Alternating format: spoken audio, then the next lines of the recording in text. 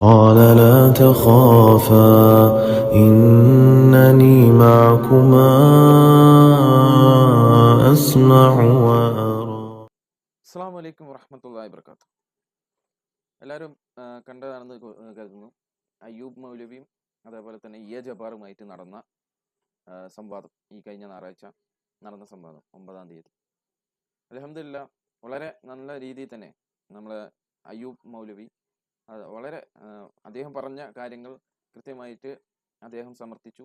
അതിനെ കൃത്യമായിട്ട് സമ്മതിച്ചു കൊണ്ടാണ് ഇ എ ജബ്ബാറിൻ്റെ സംസാരമൊക്കെ പോയിട്ടുള്ളതും ഈ പരിപാടി നേരിട്ട് തന്നെ കാണാൻ കഴിഞ്ഞതും വളരെ അൽഹംദുലില്ലാ സന്തോഷം തോന്നിയിട്ടുണ്ട്.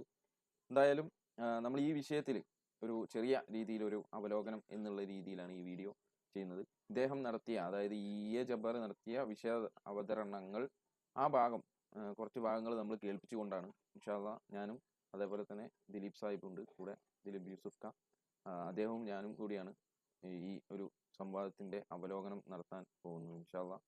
എന്തായാലും വേറെ കൂടുതലൊന്നും പറയുന്നില്ല, കാരണം നമ്മൾ വളരെ ചുരുക്കിക്കൊണ്ട് കാര്യങ്ങൾ പറയാമെന്നാണ് ഉദ്ദേശിക്കുന്നത്. ഇൻഷാ അല്ലാഹ് എന്തായാലും ദിലീപ് ക നമുക്ക് എന്താണ് എന്തെങ്കിലും പറഞ്ഞിട്ട് തുടങ്ങാല്ലേ? ഓക്കെ, അസ്സലാമു അലൈക്കും. കേൾക്കാം. ഓക്കെ, ശരി. അപ്പം എന്തായാലും ജബ്ബാർ മാഷ്, അയ്യൂബ് മൗലവി, എല്ലാവരും ആകാംക്ഷയോടെ കാത്തിരുന്ന ആ സംവാദം കഴിഞ്ഞിരിക്കുകയാണ്. സംവാദം ഒരുപാട് പേര് കണ്ടിട്ടുണ്ട്. അതുപോലെ തന്നെ തൊട്ടടുത്ത് തന്നെ പല ആൾക്കാരും അതിന് അവലോകനങ്ങളും പല രീതിയിൽ ഇറക്കിയിട്ടുണ്ട്. യു ടീം അതിനെ കീറി മുറിച്ച് ഒരു വലിയൊരു മെഗാ 2.5 മണിക്കൂർ അവലോകനം നടത്തി. പിന്നെ അത് തന്നെ ബെറ്റായിട്ട് ഇറങ്ങുന്നുണ്ട്.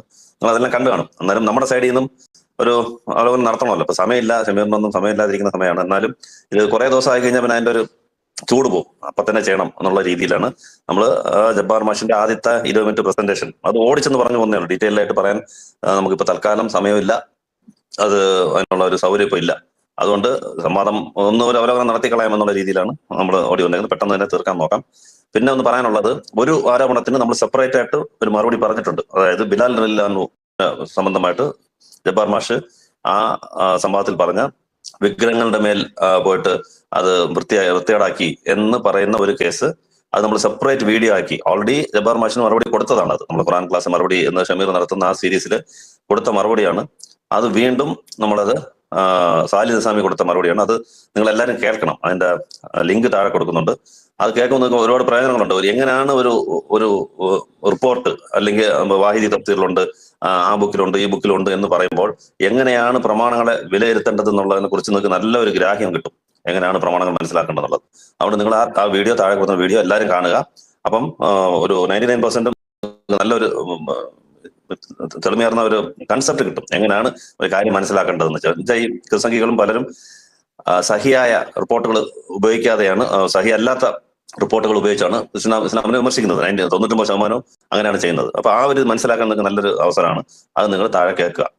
ഓക്കെ, അപ്പം നമുക്ക് ജബ്ബാർ മാഷിന്റെ ക്ലിപ്പുകൾ കാണിച്ചിട്ട് തന്നെ, ജസ്റ്റ് ക്ലിപ്പായിട്ട് എടുത്തിട്ടില്ല, സമയമില്ലാത്തതുകൊണ്ട് ക്ലിപ്പായിട്ട് എടുത്തിട്ടില്ല, കണ്ടിന്യൂസ് ആയിട്ട് ഇടാം. ഇട്ടിട്ട് നമുക്ക് ഷോർട്ടായിട്ട് പറഞ്ഞു പോവാം. അപ്പം പ്ലേ ചെയ്യട്ടെ ഷമീർ? നേരത്തെ ഒരു സംസാര ശകലത്തിൽ ഉന്നയിച്ച 2-3 ആരോപണങ്ങൾ അല്ലെങ്കിൽ 2-3 വിമർശനങ്ങൾക്കാണ് എനിക്ക് മറുപടി പറയേണ്ടത് അല്ലെങ്കിൽ പ്രതികരിക്കേണ്ടത്. അതിന് ഞാൻ 2-3 പാർട്ടാക്കിയിട്ട് തിരിച്ചിട്ടുണ്ട്. ഈ 2-3 ഭാഗങ്ങൾക്കും വിശദമായ ഒരു പ്രതികരണം അല്ലെങ്കിൽ ഒരു മറുപടി നൽകണമെങ്കിൽ എനിക്ക് ചുരുങ്ങിയത് 2 മണിക്കൂർ വേണം. ആ 2 മണിക്കൂർ പറയേണ്ട സംഗതിയെ 20 മിനിറ്റിലേക്ക് ചുരുക്കുമ്പോൾ ഉണ്ടാകുന്ന എല്ലാ പ്രശ്നങ്ങളും ഞാനിപ്പോൾ അഭിമുഖീകരിക്കുന്നുണ്ട്. പക്ഷേ അതിന് ഞാനൊരു പരിഹാരം നിങ്ങളുടെ മുമ്പിൽ പറയുകയാണ്. ഇതിന് വിശദമായ ഒരു മറുപടി 1, 2, 3 പാർട്ടായിട്ട് വീഡിയോ രൂപത്തിൽ ചെയ്ത് ഞാൻ എന്റെ യൂട്യൂബിൽ ഇന്നോ നാളെയോ അപ്ലോഡ് ചെയ്യുന്നതായിരിക്കും. യഥാർത്ഥത്തിൽ അയ്യൂബിന് കേൾക്കാൻ കഴിയുക. ഇവിടെ ഞാൻ അതിന്റെ വളരെ ചുരുക്കം ചില പോയിന്റുകൾ മാത്രം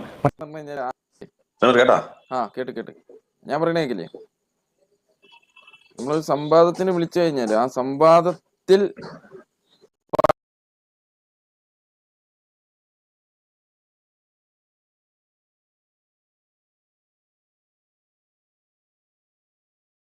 പറയേണ്ട കാര്യങ്ങൾ സംവാദവുമായിട്ട് ബന്ധപ്പെട്ടിട്ട് ഉണ്ട്. സംവാദം നടക്കുന്നു. കേക്കില്ല ഞാൻ പറഞ്ഞു? ഓക്കെ. സംവാദം നടക്കുമ്പോൾ ആ സംവാദത്തിൽ ഉന്നയിച്ച കാര്യങ്ങൾക്ക് മറുപടി പറയണ്ടേ. അപ്പൊ സംവാദമായിട്ട് ബന്ധപ്പെട്ട കാര്യങ്ങൾ സംവാദത്തിൽ തന്നെ പറയണം എന്നുള്ളതാണ്. ഇപ്പൊ 2 മണിക്കൂറിന്റെ വീഡിയോ ഒക്കെ ചെയ്യാൻ പറഞ്ഞാൽ അത് സംവാദത്തിന്റെ അവലോകനം അല്ലെങ്കിൽ അതിൽ വിട്ടുപോയ കാര്യങ്ങളൊക്കെ അത് പിന്നീട് നമ്മൾ ചെയ്യാം. അതിപ്പോ പ്രത്യേകിച്ച് അവിടെ വെച്ചിട്ട് പറയേണ്ട ആവശ്യമൊന്നുമില്ല. റേഞ്ച് കുറയുന്നുണ്ട്. റേഞ്ച് പക്ഷെ ഇവിടെ കൃത്യമായിട്ട് റെക്കോർഡ് ആവുന്നുണ്ട് ഞാൻ പറയുന്നത്. അപ്പം അങ്ങനെയാണ് സംവാദത്തിൽ നമ്മൾ നടത്തേണ്ടത് എന്നുള്ളതാണ്. പക്ഷെ ഇദ്ദേഹം ചെയ്യുന്നത് വെച്ചാൽ ആദ്യമേ ഈ ഒരു മറുപടി കൊണ്ട് വന്നിട്ടുണ്ട്. ഇയാൾക്കറിയാം, ഇയാൾക്ക് അറബി അറിയില്ല എന്ന് എല്ലാ കാര്യവും ഇയാൾക്ക് അറിയുന്നതാണ്. ഇയാൾ ഒരുപാട് വീഡിയോസ് ചെയ്തു വെച്ചിട്ടുണ്ട്. ആ ചെയ്തു വെച്ച കാര്യങ്ങൾ ആളുകൾക്ക് എങ്ങനെയെങ്കിലും ആളുകളിലേക്ക് എത്തിക്കണം എന്നുള്ള ഒരു യൂട്യൂബ് പ്രൊമോഷൻ കൂടിയായിട്ടാണ് ഇദ്ദേഹം ആ സദസ്സിലേക്ക് വന്നത് എന്നാണ് എനിക്ക് തോന്നിയിട്ടുള്ളത്. അപ്പോൾ ഇയാൾ കുറെ വിഷയത്തിൽ ഇത് തന്നെയാണ് പറയുന്നത്. ഞാൻ എൻ്റെ മറ്റേ ഖുറാൻ ക്ലാസ് ചെയ്തിട്ടുണ്ട്, അതിൽ പോയിട്ട് കേട്ടോ എല്ലാ വിഷയങ്ങളിലും അങ്ങനെയാണ് ഇദ്ദേഹം പറഞ്ഞുകൊണ്ട് പോകുന്നത്. എന്തായാലും നമ്മൾ അതിൽ കൂടുതലായിട്ട് പോകുന്നില്ല. ഇൻഷാ അല്ലാ ബാക്കി കാര്യങ്ങൾ കേൾപ്പിച്ചോ.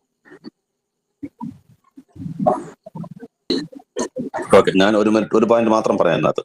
അതായത് ജബ്ബാർ മാഷിനെതിരെ ഒരു 2 മിനിറ്റ് അല്ലെങ്കിൽ 3 മിനിറ്റ് അയ്യൂബ് മൗലവി പറഞ്ഞ ഒരു ആരോപണത്തിന് 2 മണിക്കൂർ വീഡിയോ ചെയ്താലേ എനിക്ക് ഫുള്ളായിട്ട് എനിക്ക് പറയാൻ പറ്റൂ എന്ന് പറയുന്ന ജബ്ബാർ മാഷ് ഖുറാനെതിരെ ഖുറാൻ ക്ലാസ് എന്നും പറഞ്ഞ് ഖുറാനെതിരെ വെച്ച് ഇങ്ങനെ അടിച്ചു വിട്ടു പോകുന്ന വിമർശനങ്ങൾക്ക് ഓരോ ക്ലാസ്സിനും നമ്മൾ മറുപടി കൊടുക്കുമ്പോൾ എത്ര മണിക്കൂർ വേണം ഒന്ന് ആലോചിച്ച് നോക്ക്. പറയുന്നതിലെല്ലാം അബദ്ധമാണ്, ഓരോ ലൈനിലും അബദ്ധമാണ്. ഇപ്പൊ ഈ 15 മിനിറ്റ് വീഡിയോ തന്നെ എടുത്ത് നമുക്ക് പറയണമെങ്കിൽ എത്ര മണിക്കൂർ ഉത്തരം പറയേണ്ടി വരും? ഈ പറയുന്ന ജബ്ബാർ മാഷ് പറഞ്ഞ ഈ ആരോപണങ്ങൾക്കും ആ തെറ്റിദ്ധരിപ്പിക്കലും ഒക്കെ നമ്മൾ പറയണമെങ്കിൽ മണിക്കൂറുകൾ വേണം. അപ്പം അതാണ് നമ്മൾ പറയുന്നത്, നിങ്ങൾ ആവശ്യമില്ലാത്ത കാര്യത്തിൽ ഇടപെടണ്ട എന്ന് പറഞ്ഞത്. നമുക്ക് ആൻസർ ചെയ്യണമെങ്കിൽ അത്രയും സമയം വേണം. ആരോപണം വെച്ച് പോകുന്ന ആൾക്ക് ഇങ്ങനെ വെച്ച് പോയാൽ മതി. ശരി, ഏതായാലും അടുത്ത കുട്ടികളിടാം. ഒന്ന്, അറബി എഴുതാനോ വായിക്കാനോ അറിയാത്ത ആൾ എന്നാണ് അദ്ദേഹം പറയുന്നത്. അത് ശരിയല്ല. ഞാൻ 10ാം ക്ലാസ്സിൽ അറബി പാസ്സായ ആളാണ്. അറബി സ്കൂളിൽ 50% മാർക്ക് കിട്ടിയിട്ടുണ്ട്. അപ്പോൾ എഴുത്തും വായന അറിയാത്ത ആൾക്ക് 50% മാർക്ക് 10ാം ക്ലാസ് പരീക്ഷയിൽ കിട്ടില്ലല്ലോ. അപ്പോൾ എഴുതാൻ വായിക്കാനൊക്കെ അറിയാം, പക്ഷേ ബാക്കി കാര്യങ്ങളൊക്കെ. പക്ഷേ അറബി ഭാഷ അറിയാത്ത ഒരാൾക്ക് ഖുർആൻ മനസ്സിലാവില്ല എന്ന് പറയുന്നത് ഇസ്ലാം എന്ന മതത്തിന്റെ അടിസ്ഥാന വേരിനെ വെട്ടുന്ന ഒരു സെൽഫ് ഗോളാണ്. അതില് ഒരു ചെറിയ കമന്റ് പറയാണ്ട്.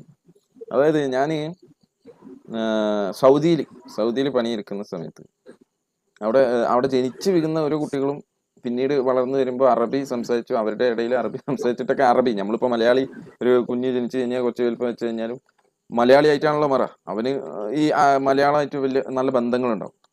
ഇതേ എൻ്റെ കൂടെ ഇരിക്കുന്ന ഒരു കുട്ടി, ഒരു 5ോ 6ോ ക്ലാസ്സിൽ പഠിക്കുന്ന ഒരു കുട്ടിയാണ്. അവനോട് ഞാൻ ഖുറാനിലെ ഒരൊറ്റ കാര്യം ചോദിച്ചു. ഒരു ഈ ഇതുണ്ടല്ലോ നമ്മളെ ആണികൾ എന്ന് പറയുന്ന ഒരു ഇതുണ്ടല്ലോ, അതായത് പർവ്വതങ്ങളെ നാം ഈ ആണികളാക്കി എന്ന് പറയുന്ന ഒരു ഭാഗമുണ്ടല്ലോ, അങ്ങനെ ഔത്താദ് എന്നുള്ളതിൻ്റെ അറബിയിൽ ഞാൻ ചോദിച്ചപ്പോൾ ചെക്കന് ശരിക്കും അറിയില്ല. അതേപോലെ തന്നെ ഈ ഫിറോനെ പറ്റിയിട്ടൊക്കെ പറയുന്നുണ്ടല്ലോ. അപ്പം ഞാൻ ചോദിച്ചാൽ ഇത് ഖുറാനല്ലേ? ആ ഖുറാൻ വേറെ തന്നെയാണ്, അതിൻ്റെ അറബി ഭാഷ വേറെ തന്നെയാണെന്നാണ് പറഞ്ഞത്. അപ്പൊ അതൊരു സാഹിത്യപരമായിട്ടുള്ള അറബി ഭാഷയാണ് ഖുറാന്റെ ഭാഷ എന്ന് പറഞ്ഞു കഴിഞ്ഞാൽ. അത് ഈ പറഞ്ഞ സാധാ അറബി പഠിച്ചോന് ഇനി അതൊക്കെ പോട്ടെ, ഇവിടെ 10ാം ക്ലാസ് അല്ലെങ്കിൽ 11ാം ക്ലാസ്സോ 12ാം ക്ലാസ്സോ അറബി പഠിച്ചോൻ ഏതെങ്കിലും സൗദി അറേബ്യ പോലെയുള്ള ഏതെങ്കിലും രാജ്യത്ത് പോയിട്ട് സംസാരിക്കാൻ ഓനക്ക് ആ സംസാരത്തിൽ പിടിച്ചിരിക്കാനൊന്നും കഴിയില്ല. അത് അവിടുത്തെ സംസാര ഭാഷ തന്നെ പഠിക്കണം. അല്ലാതെ ഈ പറഞ്ഞ 10ാം ക്ലാസ്സിൽ 50% മാർക്ക് കൊണ്ടൊന്നും ഈ പറഞ്ഞ അറബി പോലും സംസാരിക്കാൻ കഴിയില്ല. പിന്നെ എങ്ങനെ ഖുറാനിന് ഒരു ക്ലാസ് എടുക്കാൻ കഴിയുക? ദിലീപ് പറയും.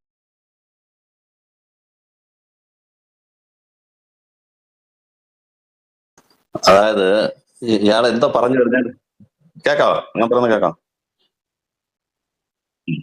ഇയാൾ ഞാൻ നിർത്തിയെടുത്ത് എങ്ങനെ ആ വാക്ക് കേട്ട് കഴിഞ്ഞാൽ അറബി അറിയാത്ത ഒരാൾക്ക് ഖുറാൻ മനസ്സിലാവത്തില്ല എന്ന് പറഞ്ഞാൽ അത് വലിയൊരു സെൽഫ് ഗോൾ ആണെന്ന്. അതെങ്ങനെ സെൽഫ് ഗോൾ ആവും? ഇപ്പൊ എനിക്ക് ജർമ്മൻ ഭാഷ അറിയത്തില്ല, ജർമ്മനിയിൽ എഴുതിയ ഒരു ബുക്ക് എനിക്ക് മനസ്സിലാവും എന്ന് പറഞ്ഞാൽ അതെങ്ങനെ മനസ്സിലാവും? അത് ഭാഷ അറിയാതെ എങ്ങനെ ബുക്ക് മനസ്സിലാവും? നമ്മൾ അതല്ലല്ലോ പറയുന്നത്. നമുക്ക് അറബി ഭാഷ അറിയത്തില്ല, ഖുറാൻ അറബിയിലാണ്, നമ്മൾ വായിച്ചിട്ടല്ലല്ലോ മനസ്സിലാക്കുന്നത്. അറിയാവുന്നവര്, ആ ഭാഷ അറിയാവുന്നവര് അത് പഠിച്ച് പറയുന്ന വെച്ചിട്ടാണ് കൂടുതൽ ആൾക്കാർ അത് മനസ്സിലാക്കിയിട്ടുള്ളത്. അപ്പൊ നമ്മൾ എല്ലാവരും, ലോകത്തുള്ള എല്ലാവരും അറബി ഭാഷ പഠിച്ചിട്ട് ഖുറാൻ പഠിക്കണമെന്ന് ഖുറാനിൽ എവിടെയെങ്കിലും പറഞ്ഞിട്ടുണ്ടോ? അവർക്ക് ഇത് മനസ്സിലാവുമെന്ന് പറഞ്ഞിട്ടുണ്ടോ? മനസ്സിലാക്കാൻ പല വിധങ്ങളുണ്ട്. ഒരു ഭാഷ ട്രാൻസ്ലേറ്റ് ചെയ്ത് മനസ്സിലാക്കാം, അത് കൂടുതൽ കേൾക്കുമ്പോൾ പല ആൾക്കാരുടെ പ്രസംഗങ്ങൾ കേൾക്കുമ്പോൾ മനസ്സിലാക്കാം. അതൊന്നും അല്ല ഇവിടെ വിഷയം. ഞാൻ ഖുറാൻ ക്ലാസ് എടുക്കുന്നു, എനിക്ക് ഇത് ജനങ്ങളിലേക്ക് അയാൾ ഖുറാൻ എതിരായിട്ടാണ് സംസാരിക്കുന്നത്. ഒരു ഭൂരിഭാഗം മുസ്ലിങ്ങൾ, ഒരു പണ്ഡിത ലോകം മുസ്ലിങ്ങൾ കൊണ്ട് അറബി ഭാഷ അതിൻ്റെ രീതിയിൽ പഠിച്ച ആൾക്കാരുണ്ട്. ഖുറാന്റെ അറബി സാഹിത്യം പഠിച്ചതുണ്ട്, അതുപോലെ അതിന് അനുബന്ധ ഗ്രന്ഥങ്ങളെല്ലാം പഠിച്ച ആൾക്കാരുണ്ട്. അവരാണ് അത് ക്ലാസ് ആയിട്ട് എടുക്കേണ്ടത്. ഭാഷ അറിയാവുന്നത് കൊണ്ട് മാത്രം എടുക്കാൻ പറ്റുമോ? ഇനി ഒരു അറബി തന്നെ, അറബി ഭാഷ നല്ല സംസാര ഭാഷയായിട്ട് അറിയാവുന്ന ഒരാൾക്ക് തന്നെ ഖുറാൻ വ്യാഖ്യാനിക്കാൻ പറ്റത്തില്ല എന്നുള്ളതല്ലേ ഇപ്പൊ ഷമീർ പറഞ്ഞത്. ഖുറാനിലുള്ള ലാംഗ്വേജ് വേറെ, ആ ലാംഗ്വേജ് വേറെ. ഞാൻ വന്ന് ക്ലാസ് എടുക്കുന്നു എന്നും പറഞ്ഞിട്ട് ക്ലാസ് 1, ക്ലാസ് 2, ക്ലാസ് 3 എന്നും പറഞ്ഞ് ഇങ്ങനെ വായി തോന്നുന്നത് വിളിച്ച് പറയലല്ലാതെ ഇത് ക്ലാസ് ആകില്ല. അതാണ് നമ്മുടെ പോയിന്റ്. നിങ്ങൾ എടുക്കുന്ന ക്ലാസ് ആകില്ല. നിങ്ങൾ അതിനല്ല ക്വാളിഫിക്കേഷൻ ഇല്ല. നമ്മുടെ മൊത്തത്തിലുള്ള പോയിന്റ് അതാണ്. ഭാഷ അറിയത്തില്ല എന്നുള്ളത് ഒന്ന്. ഭാഷ അറിയാമെങ്കിൽ മാത്രം ഖുറാനെ വ്യാഖ്യാനിക്കാൻ പറ്റത്തില്ല. വ്യാഖ്യാനം അറിയേണ്ടത് എന്താണ് ആയത്ത് പറയുന്നത്, അതിന് നോളേജ് വേണം. അതിന് ചുറ്റുപറ്റുള്ള എല്ലാ നോളേജും വേണം. ഞാൻ പറയാം, ഇപ്പം ഞാനൊരു ഒരു ഇംഗ്ലീഷ് മെഡിസിൻസിനെ കുറിച്ച്, ഇപ്പം തലവേദനയ്ക്ക് എന്തെല്ലാം ആണ് റെമഡീസ് എന്ന് പറഞ്ഞ് ഒരു ഗൂഗിളിൽ നോക്കിക്കഴിഞ്ഞാൽ അത് പറയും. ഇന്ന ടാബ്ലറ്റ് കഴിച്ചാൽ മതി, ഇന്ന ടാബ്ലറ്റിൽ ഇന്ന കണ്ടന്റ് ആണ്, പാരസെറ്റമോളിനകത്ത് അതുകൊണ്ട് ഇതുണ്ട്, എല്ലാം ഉണ്ട്. ഞാൻ അതെല്ലാം പഠിച്ചിട്ട് നാളെ ഒരു ക്ലിനിക്ക് ഓപ്പൺ ചെയ്തിട്ട് എനിക്ക് മനസ്സിലായ കാര്യമാണ് ഞാൻ പറയുന്നത്. ഈ ടാബ്ലറ്റിനകത്ത് ഇതുണ്ടെന്ന് പറഞ്ഞാൽ ഞാൻ നാളെ ടാബ്ലറ്റ് പ്രിസ്ക്രൈബ് ചെയ്യാൻ പറ്റുമോ? അപ്പോഴെ പിടിച്ച് അറസ്റ്റ് ചെയ്ത് അകത്താക്കും. ആ ടാബ്ലറ്റിനെ കുറിച്ച് മാത്രം അറിഞ്ഞാൽ പറ്റത്തില്ല. അതിന് ഹ്യൂമൻ ബോഡിയെ കുറിച്ച് പഠിക്കണം, ഫിസിയോളജി പഠിക്കണം, വേറെ ഒരുപാട് സംഭവങ്ങൾ അതിനകത്ത് അനുബന്ധമായിട്ട് പഠിക്കണം. 5 വർഷമെങ്കിലും മിനിമം അതിനെക്കുറിച്ച് എല്ലാം പഠിച്ചാൽ മാത്രമേ പരിക്കൊരു മരുന്ന് എഴുതാൻ പറ്റത്തുള്ളൂ. ഞാൻ പാരസെറ്റമോളിന്റെ ഗൂഗിൾ മാത്രം വായിച്ചിട്ട് വന്നിട്ട് ഞാൻ ക്ലിനിക്ക് തുറന്ന് ഇരുന്നാൽ എങ്ങനെ ഇരിക്കുവോ അതാണ് ജബ്ബാർ മാഷ് ഇപ്പൊ ചെയ്യുന്നത്. എനിക്കറിയാം, എനിക്ക് ഭാഷ എനിക്ക് ഓക്കെ, മലയാളത്തിൽ ഗൂഗിളിൽ ഇംഗ്ലീഷോ മലയാളത്തിലോ ഉണ്ട്. ഭാഷ നമുക്ക് പ്രശ്നമല്ല. ഭാഷ മാത്രമല്ല, അതിന്റെ ആ അടങ്ങിയിരിക്കുന്ന വിഷയം, അതാണ് മെയിൻ. അത് പഠിക്കേണ്ടത്. അതെല്ലാവരും പഠിച്ചാലേ മനസ്സിലാവുന്ന ആരും പറഞ്ഞിട്ടില്ല. അള്ളാഹു ഖുറാനിലും പറഞ്ഞിട്ടില്ല. അത് കുറച്ച് പേര് ഇത് ഡീപ്പായിട്ട് മനസ്സിലാക്കുന്നുണ്ട്. ബാക്കിയുള്ളവരെല്ലാം പറയുന്നത് കേട്ടേ മനസ്സിലാക്കത്തുള്ളൂ. പറയുന്നത് കേട്ട് വെച്ച് എങ്ങനെ നിസ്കരിക്കണം, എങ്ങനെ നോമ്പ് വയ്ക്കണം, ഈമാൻ എന്ന കാര്യം എന്താ, ഇതെല്ലാം നമ്മൾ അറബിയിലാണ് പഠിച്ചു വെച്ചത്. ഇങ്ങനെ അറബി പഠിച്ചവർ, അറിയാവുന്നവർ എടുത്ത് നമ്മളെടുത്ത് പറഞ്ഞു. അത് നമ്മൾ മനസ്സിലാക്കുന്നു. ഒരു വിസ വന്നെന്ന് വിചാരിക്കും, അറബിയിൽ വിസ വന്നു, എനിക്ക് അറബി വായിക്കാൻ അറിയത്തില്ല, ഞാൻ കൊണ്ടുവന്ന് അറബി അറിയാവുന്നവരുടെ കൊടുക്കത്തുള്ളത്. കൊടുത്ത അയാൾ പറഞ്ഞ് കേട്ട് നമ്മൾ മനസ്സിലാക്കും. ഇതുപോലെയുള്ള ഖുറാന്റെ ഇതും ഈ ലോജിക്കും ജബ്ബാർ മാഷ്, അതുകൊണ്ട് ഞാൻ അറബി അറിഞ്ഞുകൊണ്ടെങ്കിൽ ഞാൻ ക്ലാസ് എടുക്കുമെന്ന് പറയുന്നത് യാതൊരു വിധത്തിലും ലോജിക്കൽ അല്ല. അത് അടുത്തിപ്പെടാം. അല്ല, അത് മാത്രമല്ലല്ലോ, ഇപ്പൊ ഞാനും നിങ്ങളൊക്കെ മലയാളിയാണ്. ഈ മലയാളികളായിട്ടുള്ള നമ്മൾ തന്നെ ഒരു മലയാള സാഹിത്യ കൃതി എടുത്തിട്ട് അത് വ്യാഖ്യാനിക്കാൻ നിന്നാൽ എന്താകും സ്ഥിതി? നമുക്ക് ആ സാഹിത്യത്തെ പറ്റിയിട്ടും അറിയില്ല, പക്ഷെ മലയാളം അറിയാം. പക്ഷെ മലയാളത്തിന്റെ സാഹിത്യ രൂപങ്ങളുള്ള പല രീതിയിലുള്ള കവിതകളുണ്ട്. അത് അതിന്റെ ടീച്ചർമാരാണ് അത് ക്ലാസ് എടുത്ത് കൊടുത്ത് പഠിപ്പിക്കുക ചെയ്യുക. എനിക്ക് തന്നെ ശരിക്കും മലയാള സാഹിത്യത്തിലെ പല വാക്കുകളും കടുകട്ടിയായിട്ടുള്ള പല വാക്കുകളുണ്ട്. അതിന്റെ അർത്ഥമൊന്നും നമുക്ക് തന്നെ കൃത്യമായിട്ട് അറിയില്ല. അതിന് ക്ലാസ് എടുക്കാൻ നിന്നാൽ എന്തായിരിക്കും സ്ഥിതി?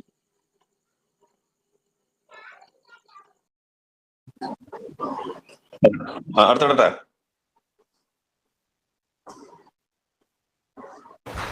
ഇതാണ് എനിക്ക് ആദ്യമായിട്ട് ഇതിനെക്കുറിച്ച് പറയാനുള്ള ഒരു പോയിന്റ്. മനസ്സിലാക്കാൻ എന്ന് ഞാൻ ബോധപൂർവമാണ് പറഞ്ഞത്. മനസ്സിലാക്കിയ കാര്യങ്ങൾ മറ്റുള്ളവർക്ക് പറഞ്ഞ് മനസ്സിലാക്കി കൊടുക്കുന്നതിനാണ് ക്ലാസ് എന്ന് പറയാം. എനിക്ക് ഖുർആൻ വായിച്ചപ്പോൾ മനസ്സിലായ കാര്യങ്ങൾ ഞാൻ ഈ സമൂഹത്തിന് എനിക്ക് പറ്റുന്ന രീതിയിൽ ലളിതമായിട്ട് പറഞ്ഞ് മനസ്സിലാക്കി കൊടുക്കാനാണ് ഞാൻ ഖുർആൻ ക്ലാസ് നടത്തുന്നത്. കേട്ടോ പറഞ്ഞത്? എനിക്ക് മനസ്സിലായ കാര്യങ്ങൾ ഞാൻ മനസ്സിലാക്കി കൊടുക്കുന്നു. നമ്മൾ ചോദിക്കുന്നത് ആ മനസ്സിലാക്കിയുള്ള യോഗ്യത ഉണ്ടോ? അതാണ് ഇത്ര നേരത്തെ നമ്മൾ കാര്യം പറഞ്ഞത്. നേരത്തെ ഇത്രയും എക്സ്പ്ലെയിൻ ചെയ്തും ഇതിനും കൂടെ ചേർത്തുള്ള ആൻസറാണ്. നിങ്ങൾക്ക് മനസ്സിലാക്കാനുള്ള യോഗ്യത ഉണ്ടോ? അപ്പൊ ഞാൻ മറ്റേ ഡോക്ടറിന്റെ ഉദാഹരണം എടുക്കുക. ഞാൻ ഇരുന്ന് പാരസെറ്റമോളിന് ഇപ്പൊ പനിക്ക് അല്ലെങ്കിൽ കാലും മുട്ടുവേനയ്ക്ക് ഞാൻ ഗൂഗിളിൽ തിരക്കിയിട്ട് അല്ലെങ്കിൽ ഏതെങ്കിലും മെഡിക്കൽ ബുക്സ് വായിച്ചിട്ട് എനിക്ക് മനസ്സിലായി, എനിക്ക് മലയാളം അറിയാം അല്ലെങ്കിൽ ഇംഗ്ലീഷ് അറിയാമെന്ന് കൂട്ടിക്കോ, അത് വെച്ചിട്ട് ഇംഗ്ലീഷിലോ മലയാളത്തിലെ ബുക്ക് വായിച്ചിട്ട് മുട്ടുവേനയ്ക്ക് ഇതാണ് മരുന്ന് ഞാൻ എഴുതി കൊടുത്താൽ എനിക്ക് മനസ്സിലായ കാര്യങ്ങൾ ഞാൻ ചെയ്യുന്നു എന്ന് പറഞ്ഞാൽ ഞാൻ ചെയ്യുന്നത് സാമൂഹ്യ ദ്രോഹമാണ്, രാജ്യദ്രോഹ കുറ്റമാണത്. അറസ്റ്റ് ചെയ്യും. ഒരാളെ ജീവിതം വെച്ച് കളിക്കുന്നതാണ്. അതുപോലെയാണ് ഇത്. നിങ്ങളെ ആ ജീവിതത്തെക്കാൾ കൂടുതൽ നരകം, സ്വർഗം, നരകം അല്ലെങ്കിൽ നേർവഴിയിൽ നിന്ന് തെറ്റിക്കുന്ന പണിയാണ് ജബ്ബാർ മാഷ് ചെയ്യുന്നത്. അതുകൊണ്ടാണ് ഇത്ര നമ്മൾ സീരിയസ് ആയിട്ട് പറയുന്നത്. എനിക്ക് മനസ്സിലായ കാര്യം ഞാൻ പറയുന്നത് എനിക്ക് തോന്നി എനിക്ക് പറയാമെന്ന്. അപ്പം അതിന് ക്വാളിഫിക്കേഷൻ വേണ്ട. ക്വാളിഫിക്കേഷൻ വെച്ചിട്ട് പറഞ്ഞാലും തെറ്റുന്നുണ്ടെന്ന് ജബ്ബാർ മാഷ് തന്നെ പറയുന്നുണ്ട്. പല രീതിയിൽ പല സ്കോളേഴ്സിനും ഡിഫർ ചെയ്യുന്നുണ്ട്. അത് ഒന്നും ചെയ്യാൻ പറ്റത്തില്ല. അയാളുടെ ബേസിക് ക്വാളിഫിക്കേഷൻ ഉണ്ട്. ഒരു സ്കോളർ പറയുന്നത് കേൾക്കും, മറ്റൊരു സ്കോളർ പറയുന്നത് കേൾക്കും. അയാൾക്കതിനുള്ള ജ്ഞാനം ഉണ്ടോ എന്ന് നോക്കും. പലർക്കും പല രീതിയിലുള്ളതായിരിക്കും മൈൻഡ്, ആലോചിച്ച് ഗ്രഹിക്കുന്ന മൈൻഡ് എന്ന് പറഞ്ഞാൽ എല്ലാവർക്കും ഒരേപോലെ അല്ല.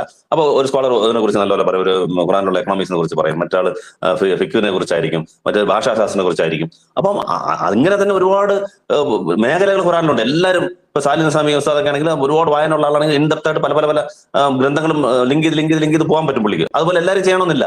അപ്പം ഇങ്ങനെയൊക്കെ ഒരുപാട് കാര്യങ്ങളുണ്ട് ഒരു കാര്യങ്ങൾ ചെയ്യാൻ. അപ്പൊ അതൊന്നും ഇല്ലാതെ ഞാൻ തഫ്സീർ എടുത്ത് വെക്കും അല്ലെങ്കിൽ പരിഭാഷ എടുത്ത് വെക്കും, അത് വായിച്ചിട്ട് എനിക്ക് തോന്നുന്നത് ഞാൻ പറയും, അതിന്റെ പേര് ക്ലാസ് എന്ന് പറയുന്നത് പറഞ്ഞാൽ അത് ശരിയല്ല. അത് സാമൂഹ്യ ദ്രോഹമാണ് അത് ചെയ്യുന്നത്.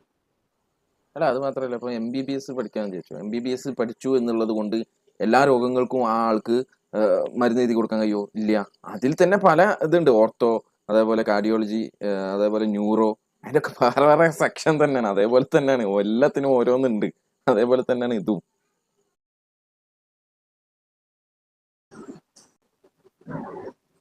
ആ അർത്ഥത്തിൽ എനിക്ക് മനസ്സിലായ കാര്യങ്ങൾ പറഞ്ഞു കൊടുക്കാൻ എനിക്ക് കഴിയുന്നുണ്ട്. ആ മനസ്സിലാക്കലുകളിൽ തെറ്റുണ്ടായിരിക്കാം, അത് ഓക്കെ. അത്തരം വിമർശനങ്ങളൊക്കെ നമുക്ക് തുടർന്ന് ചർച്ച ചെയ്യാം. അത് തന്നെയാണ് ചർച്ചയും സംവാദം കൊണ്ടൊക്കെ. മനസ്സിലാക്കിയതിൽ തെറ്റുണ്ടെന്ന്, മനസ്സിലാക്കിയതിൽ തെറ്റേ ഉള്ളൂ, ഒരു ശരിയുമില്ല. അതായത് ഒന്ന് മനസ്സിലാക്കിയത് മാത്രമല്ല, ഇല്ലാത്തത് കൂടെയാണ് പറയുന്നത്, വേണ്ടാത്തതെല്ലാം കൂടാണ് പറയുന്നത്. ഇപ്പം നമ്മൾ നേരത്തെ കൃഷിയിടം എന്നുള്ള ഒരു ടോപ്പിക് ഒരു ആയത്തെടുത്തിട്ട് പുള്ളി ചെയ്തായിരുന്നു. അതിന് നമ്മൾ മറുപടി കൊടുത്തിട്ടുണ്ട്. അത് ക്ലിപ്പ് ബൈ ക്ലിപ്പായിട്ട് ആ ഒരു വീഡിയോ മാത്രം ഡീറ്റെയിൽ ആയിട്ട് കൊടുത്തിട്ടുണ്ട്. അതിനകത്ത് പുള്ളി കാണിച്ചത് മനസ്സിലായതാണോ പറഞ്ഞത്? അല്ല, ഖുർആനിൽ ഇല്ലാത്തത് കൂട്ടിച്ചേർത്താണ് പറഞ്ഞത്. ആ ഖുർആൻ ആയത്തിനകത്ത് ഒരു അശ്ലീലവും ഇല്ല, പക്ഷേ അശ്ലീലം ഉണ്ടെന്ന് പറഞ്ഞു. പുള്ളിയുടെ തംനെയിൽ, ആ വീഡിയോ തംനെയിൽ ഒരു മുതിർന്നവർ മാത്രം കാണുക എന്ന് പറഞ്ഞു. ഇതെല്ലാം എന്ത് കിസ്മത്ത് പണിയായത്? വെറും വൃത്തികെട്ട പണികളല്ലേ കാണിച്ചത്. അപ്പൊ മനസ്സിലായതല്ല പറയുന്നത്, വൃത്തികേട്. അതായത് ഇസ്ലാമിനെതിരെയുള്ള ആ വെറുപ്പ്, അല്ലെങ്കിൽ ആ ആശയത്തിനോടുള്ള സത്യസന്ധമല്ലാത്ത വെറുപ്പ്, ഒരു നന്മയില്ല എന്ന് പറയുന്നത്. അപ്പം മനസ്സിലാക്കിയത് മാത്രമല്ല പറയുന്നത്, വളരെ കൊടിയ വിഷം ആണ് തുപ്പുന്നത്, ഇല്ലാത്തത്. സ്ത്രീകളെ നഗ്നമായ ഫോട്ടോ ഇട്ട് അടിമ സ്ത്രീ എന്ന് പറഞ്ഞ് സ്ത്രീകളുടെ ഫോട്ടോ ഇട്ട് ഇറക്കുക, ഇതെല്ലാം ക്ലാസ് ആണോ? അല്ലെങ്കിൽ സത്യസന്ധമായ ഒരു വിമർശനമാണിത്? അപ്പം ഒരു നല്ല മനുഷ്യൻ എന്നുള്ള ക്വാളിഫിക്കേഷൻ പോലും ജബ്ബാറിനില്ല, പിന്നല്ലേ ഖുർആൻ ക്ലാസ് എടുക്കുന്നത്? ഓക്കെ, അതെ അതെ, അടുത്തേക്ക് കേൾപ്പിച്ചെന്നാൽ.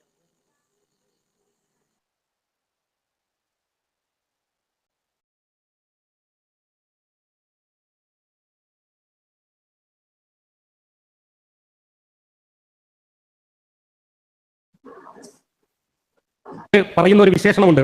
ഖുർആൻ പടച്ചോൻ എന്ന നമ്മുടെ സ്രഷ്ടാവ് അദ്ദേഹം നിർമ്മിച്ചു വിട്ട ഈ സാധനത്തിന്റെ മുമ്പിലേക്ക് കൊടുത്തയച്ചിട്ടുള്ള കാറ്റലോഗാണ് എന്നാണ്, അല്ലെങ്കിൽ യൂസർ മാനുവൽ ആണെന്ന്.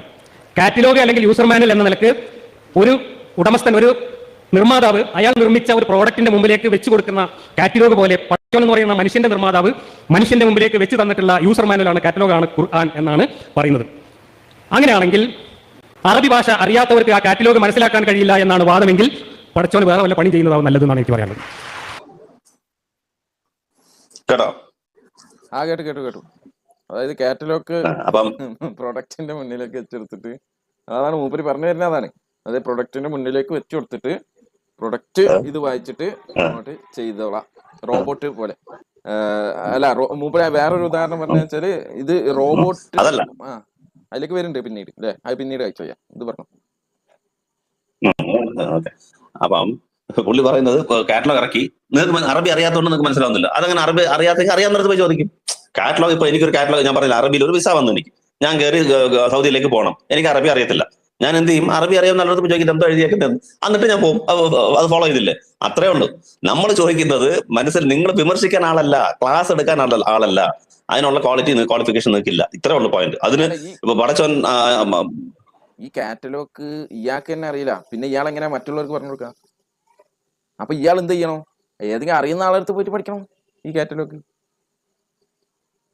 അത്രേ ഉള്ളൂ. ക്വാളിഫിക്കേഷൻ ഇല്ലെന്നേ ഉള്ളൂ. നമ്മൾ വിമർശിക്കാൻ പോകുന്നില്ല, നമ്മൾ വന്ന ഒരു മെസ്സേജ് അറിയാവുന്ന പോയി പഠിക്കും, അത്രേ ഉള്ളൂ. എല്ലാം പിന്നെ എന്താ സംഭവിക്കേണ്ടത് വെച്ചാല്, ആർക്കും ഇത് മനസ്സിലാവാതെ ആവണം. ഈ കേരളത്തിൽ തന്നെ ഇഷ്ടം പോലെ പണ്ഡിതന്മാരുണ്ട് ഇത് അറിയണേ, ഇഷ്ടം പോലെ. ആളടുത്ത് പോയിട്ട് പഠിച്ചാ പോരെ, ഒരു ബുദ്ധിമുട്ടില്ലല്ലോ. പണ്ടൊക്കെ ഇതേപോലെ ഈ പറഞ്ഞ ഖുർആൻ എല്ലാവരും കൈ കൊടുത്തിട്ട് നിങ്ങൾ ഇത് ഇങ്ങോട്ട് വായിച്ചിട്ട് അങ്ങോട്ട് പഠിച്ചു എന്ന് പറഞ്ഞിട്ടല്ലോ. മാലിക് ദിനാറും കൂട്ടരും വന്നിട്ട് എങ്ങനെയായിരുന്നു ഇസ്ലാമിനെ എവിടേക്ക് പരിചയപ്പെടുത്തി കൊടുത്തത്? അവർ ജീവിതത്തിലൂടെയായിരുന്നു ഇസ്ലാമിനെ പരിചയപ്പെടുത്തി കൊടുത്തത്. അങ്ങനെ കാലഘട്ടങ്ങളിൽ പല രീതിയിലായിരുന്നു പല ആളുകളും ഇസ്ലാമിനെ പരിചയപ്പെടുത്തിയിട്ട് ഇസ്ലാം ഇത്രയും ആളുകളായി. 180ഓളം കോടി ആളുകൾ ഇപ്പോൾ ഇസ്ലാമിലുണ്ട്, മുസ്ലിങ്ങൾ എന്ന പേരിലുണ്ട്. എന്നിട്ടാണ് ഇയാൾ പറയുന്നത് ആർക്കും മനസ്സിലായില്ല. അതെ, ഷമീർ പറഞ്ഞ പോലെ ആദ്യകാലങ്ങളിൽ അറബികൾ ഇവിടെ വന്നു, അവർക്ക് മലയാളം അറിയത്തില്ല, മലയാളികൾക്ക് അറബി അറിയത്തില്ല. എന്നിട്ട് എങ്ങനെ എത്രയും പേര് മുസ്ലിമായി? അത് അവരുടെ സത്യസന്ധതയും അവരുടെ നീറ്റ്നെസ്സും ക്ലീൻനെസ്സും, അഞ്ചു നേരം നിസ്കരിക്കുന്നതും, അതിന് അവർ ആരുടെ കല്ലിന് മുമ്പിൽ കുമ്പിടാത്തതും, സാഹചര്യത്തോടെ ജീവിക്കുന്നതും എല്ലാം കണ്ടിട്ട് മുസ്ലിമായി. അത്രേ ഉള്ളൂ. ആരെയും അറബി ഭാഷ പഠിച്ച് ഖുർആൻ എന്താണെന്നോ എല്ലാം മനസ്സിലാക്കിയിട്ടല്ല, അവരൊന്ന് പറയുന്നത് മനസ്സിലാക്കിയിട്ട് ഇസ്ലാമായി. അവിടെ നിന്ന് ഇത്രയും മുസ്ലിം ആയിട്ടുണ്ട്. അത്രേ അള്ളാഹു അത്രേ ഉദ്ദേശിക്കുന്നുള്ളൂ. എല്ലാവരും അറബി പണ്ഡിതന്മാരാവണമെന്നോ അല്ലെങ്കിൽ ഓരോ ആയത്തിനും തഫ്സീർ ഓരോ എല്ലാ വിശ്വാസികളും എഴുതണമെന്നൊന്നുമില്ല. ആ ബേസിക് കാര്യങ്ങൾ മനസ്സിലാക്കുക. എന്താണ് അള്ളാഹു, എന്താണ് തൗഹീദ്, ചെയ്യേണ്ട നിസ്കാരങ്ങൾ എന്താ, 5 കാര്യങ്ങൾ, ഈമാൻ കാര്യങ്ങൾ, മുസ്ലിമായി, ലാ ഇലാഹ ഇല്ലല്ലാഹ് മുഹമ്മദ് റസൂലുള്ളാഹി മുസ്ലിമായി. അല്ലെങ്കിൽ അള്ളാഹ് എവിടെയെങ്കിലും പറഞ്ഞിട്ടുണ്ട്, ഞാൻ പറയുന്ന ഖുർആന്റെ എല്ലാ ആയത്തിനും നീ തഫ്സീർ എഴുതുന്ന രീതിയിൽ നിനക്ക് പാണ്ഡിതം ഉണ്ടെങ്കിൽ മാത്രമേ നിനക്ക് സ്വർഗ്ഗമുള്ളൂ എന്ന് പറഞ്ഞോ. അത് സെപ്പറേറ്റ് പണിയാണെന്ന് തന്നെ പറയുന്നുണ്ട്. വേറെ ഞാൻ കിട്ടുന്നില്ല. അത് ഇതിനെ പഠിപ്പിക്കാനും ഉത്ബോധിപ്പിക്കാനും ആൾക്കാരിൽ എത്തിക്കുന്നതും അതിന് സെപ്പറേറ്റ് ആയിട്ട് ആൾക്കാർ തന്നെ ഇരിക്കണം എന്ന് തന്നെ പറയുന്നുണ്ട്, സെപ്പറേറ്റ് ആയിട്ട്. അത് വേറെ തന്നെയാണത്. അപ്പൊ അതും മോക്ഷമായിട്ട് ബന്ധമില്ല. മനുഷ്യന്റെ ജീവിതചട്ട പഠിക്കാൻ അവര് നമുക്ക് വേറെ ഭാഷയിൽ വിവർത്തനം ചെയ്ത ബുക്കുകൾ മതി. അത് നമുക്ക് ഇത്രയും നാളെ മുസ്ലിമായിട്ട് ജീവിക്കുന്നതിനാണ് തെളിവ്. എന്താ ഖുറാനുള്ള 5 നിസ്കാരം നിസ്കരിക്കുന്നില്ലേ? ആയത്ത് പറഞ്ഞു പോകുന്നില്ലയോ? നോമ്പ് വയ്ക്കുന്നില്ലയോ? സക്കാത്ത് കൊടുക്കുന്നില്ലയോ? എങ്ങനെയാണ് ദേഹം ശുദ്ധീകരിക്കുന്നത് പഠിക്കുന്നില്ല? ഇതൊന്നും അറബി അറിയാത്ത ഞങ്ങളെല്ലാം ചെയ്തോണ്ടിരിക്കുകയാണ് എത്ര വർഷങ്ങളായിട്ട്. അപ്പം പടച്ചൻ ഫെയിലിയർ ആണെന്ന് എങ്ങനെ പറയും? ആ പടച്ചൻ തന്ന മെസ്സേജ് അല്ലേ ഞങ്ങൾ ചെയ്യുന്നത്. ആ മെസ്സേജ് പഠിച്ചിട്ട് ഞങ്ങൾ പ്രാർത്ഥിക്കാൻ ആക്കുന്നില്ല. ഖുറാനുള്ളത് തന്നെയല്ലേ? അല്ലെങ്കിൽ പറയാം ഖുറാനില്ലാത്താണ് ഞങ്ങൾ ചെയ്യുന്നത് പറയാം. അപ്പം ജബർ മാഷിന്റെ ആ ലോജിക്ക് നിൽക്കത്തില്ല. ഖുറാനിൽ ഇല്ലാത്ത കാര്യങ്ങൾ ചൈനയിൽ ഉത്പാദിപ്പിക്കുന്ന ഒരു ഉൽപ്പന്നം ഇപ്പൊ അല്ല, ഖുറാനിൽ ഇല്ലാത്ത കാര്യങ്ങൾ ഇയാളാണ് പറഞ്ഞുകൊണ്ടിരിക്കുന്നത്. അതായത് നേരത്തെ പറഞ്ഞില്ലേ, ലാസ്റ്റ് ഇറങ്ങിയ ഇയാളെ വീഡിയോ തന്നെ നമുക്ക് എടുത്തു നോക്കി കഴിഞ്ഞാൽ കാണാം, ഒരു വ്യഭിചാരിക്ക് പണം കൊടുക്കുന്നത് പോലെയാണ് ഈ മത്താവ് കൊടുക്കുന്നത്. അത് ഖുറാനിൽ അങ്ങനെ പറഞ്ഞിട്ടുണ്ടോ? മത്താവിനെ കുറിച്ചിട്ട് പറയാണ് ഇയാള്. അപ്പൊ ഇയാൾക്ക് എന്താ മനസ്സിലായത്? അങ്ങനെ ആരെങ്കിലും പറഞ്ഞിട്ടുണ്ടോ? ഖുറാനിൽ അങ്ങനെ ഉണ്ടോ? മഹർ എന്ന് പറഞ്ഞാൽ ബാക്കി തന്നെ ഖുറാനിലില്ല. മത്താവ് എന്നാണ് അവിടെ കൊടുത്തത്. എന്തൊക്കെ വിശദീകരണം! ആ മലയാളത്തിലുള്ള അർത്ഥം വായിച്ചാൽ പോലും അങ്ങനെ കിട്ടൂല. തഫ്സീറിൽ അങ്ങനെ ഇല്ല. ഇയാൾക്ക് എവിടുന്നൊക്കെ അങ്ങനെ വരികൾക്കിടയിൽ ഇയാളങ്ങ് വായിച്ചു പോവാ. ഇതന്നെ നമ്മൾ പറയണത് ഇയാൾ ഇതിന് അർഹനല്ലാന്ന്. അടുത്ത് കേൾപ്പിക്കാം.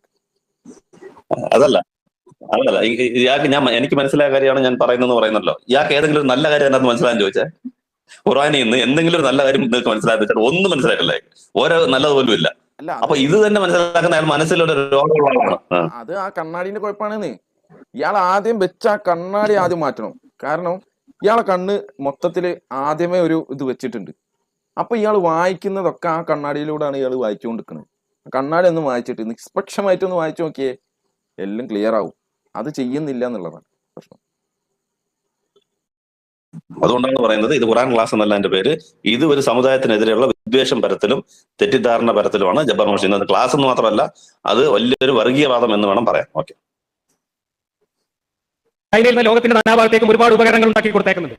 ചൈനയിൽ ഉണ്ടാക്കുന്ന ഒരു ഉപകരണം ലോകത്തെ എല്ലാ രാജ്യത്തേക്കും കയറ്റിയേക്കാൻ വേണ്ടി ഉണ്ടാക്കിയ ഒരു ഉപകരണത്തിന്റെ കൂടെ പാക്ക് ചെയ്ത് വിടുന്ന ഒരു കാറ്റലോഗ് ചൈനീസ് ഭാഷയിൽ മാത്രമായിരിക്കുകയും എന്നിട്ട് ലോകത്തുള്ള മുഴുവൻ മനുഷ്യന്മാർ ഞങ്ങളുടെ പ്രോഡക്റ്റ് വാങ്ങണമെങ്കിൽ ചൈനീസ് ഭാഷ പഠിച്ചിട്ട് വേണം ഈ കാറ്റലോഗ് വായിക്കാൻ എന്ന് നിർദ്ദേശിക്കുകയും ചെയ്യുന്നുവെങ്കിൽ ആ നിർമ്മാതാവിനെ, ആ കമ്പനി മാനേജറെ ആ സ്ഥാനത്ത് നിന്ന് പുറത്താക്കണം എന്നാണ് എനിക്ക് പറയുന്നത്. അങ്ങനെ മാനേജറോട് പറഞ്ഞില്ലല്ലോ. ഈ പ്രോഡക്റ്റ് ഇറക്കിയ മാനേജർ അങ്ങനെ പറഞ്ഞില്ലല്ലോ. നിങ്ങളെല്ലാം അറബി പഠിച്ചിട്ട് വേണം മുസ്ലിം ആവാൻ ആരെങ്കിലും പറഞ്ഞവിടെ? അങ്ങനെ ഖുറാനിലില്ല, ഹദീസിലില്ല, പ്രവാചകൻ അങ്ങനെ പറഞ്ഞില്ല. പക്ഷെ ഇയാൾക്ക് എവിടുന്ന് കിട്ടിയെന്ന് അള്ളാഹുവല്ലോ, ഇതൊക്കെ എവിടുന്നാണ് ഇതൊക്കെ കിട്ടുന്നത്? നിങ്ങൾ എടുക്കുന്ന പണിക്ക് അറബി അറിയണമെന്നേ പറഞ്ഞല്ലോ. ജബ്ബാർ മാഷ് എടുക്കുന്ന പണിക്ക് അറബി അറിയണം, ക്വാളിഫിക്കേഷൻ ഇല്ല, അത്രേ പറഞ്ഞോളൂ. അങ്ങനെയാണെങ്കിൽ ഈ പറഞ്ഞ ഈ പല രാജ്യങ്ങളിലേക്കും പ്രവാചകന്റെ കാലത്ത് തന്നെ കത്തയച്ചിട്ടുണ്ട്. അവരുടെ ഭാഷയിലാണ് കത്തയച്ചു കൊടുത്തത്. അതെങ്ങനെ അവരുടെ ഭാഷയിൽ അയച്ചു കൊടുത്തു? അവരുടെ ഭാഷ അറിയാവുന്ന ആളുകളാണ് ആ ഭാഷയിലേക്ക് കത്ത് വിവർത്തനം ചെയ്ത് കൊടുക്കുന്നത്. എന്താ ഇയാൾ പറയും? എനിക്ക് മനസ്സിലാവും. എന്നിട്ട് അവരോട് നിങ്ങൾ അറബി വായിച്ച് പഠിച്ചു ഖുറാൻ വായിച്ചാൽ മതി എന്നാണോ പറഞ്ഞു? എന്തപ്പാ പറയുന്നത്?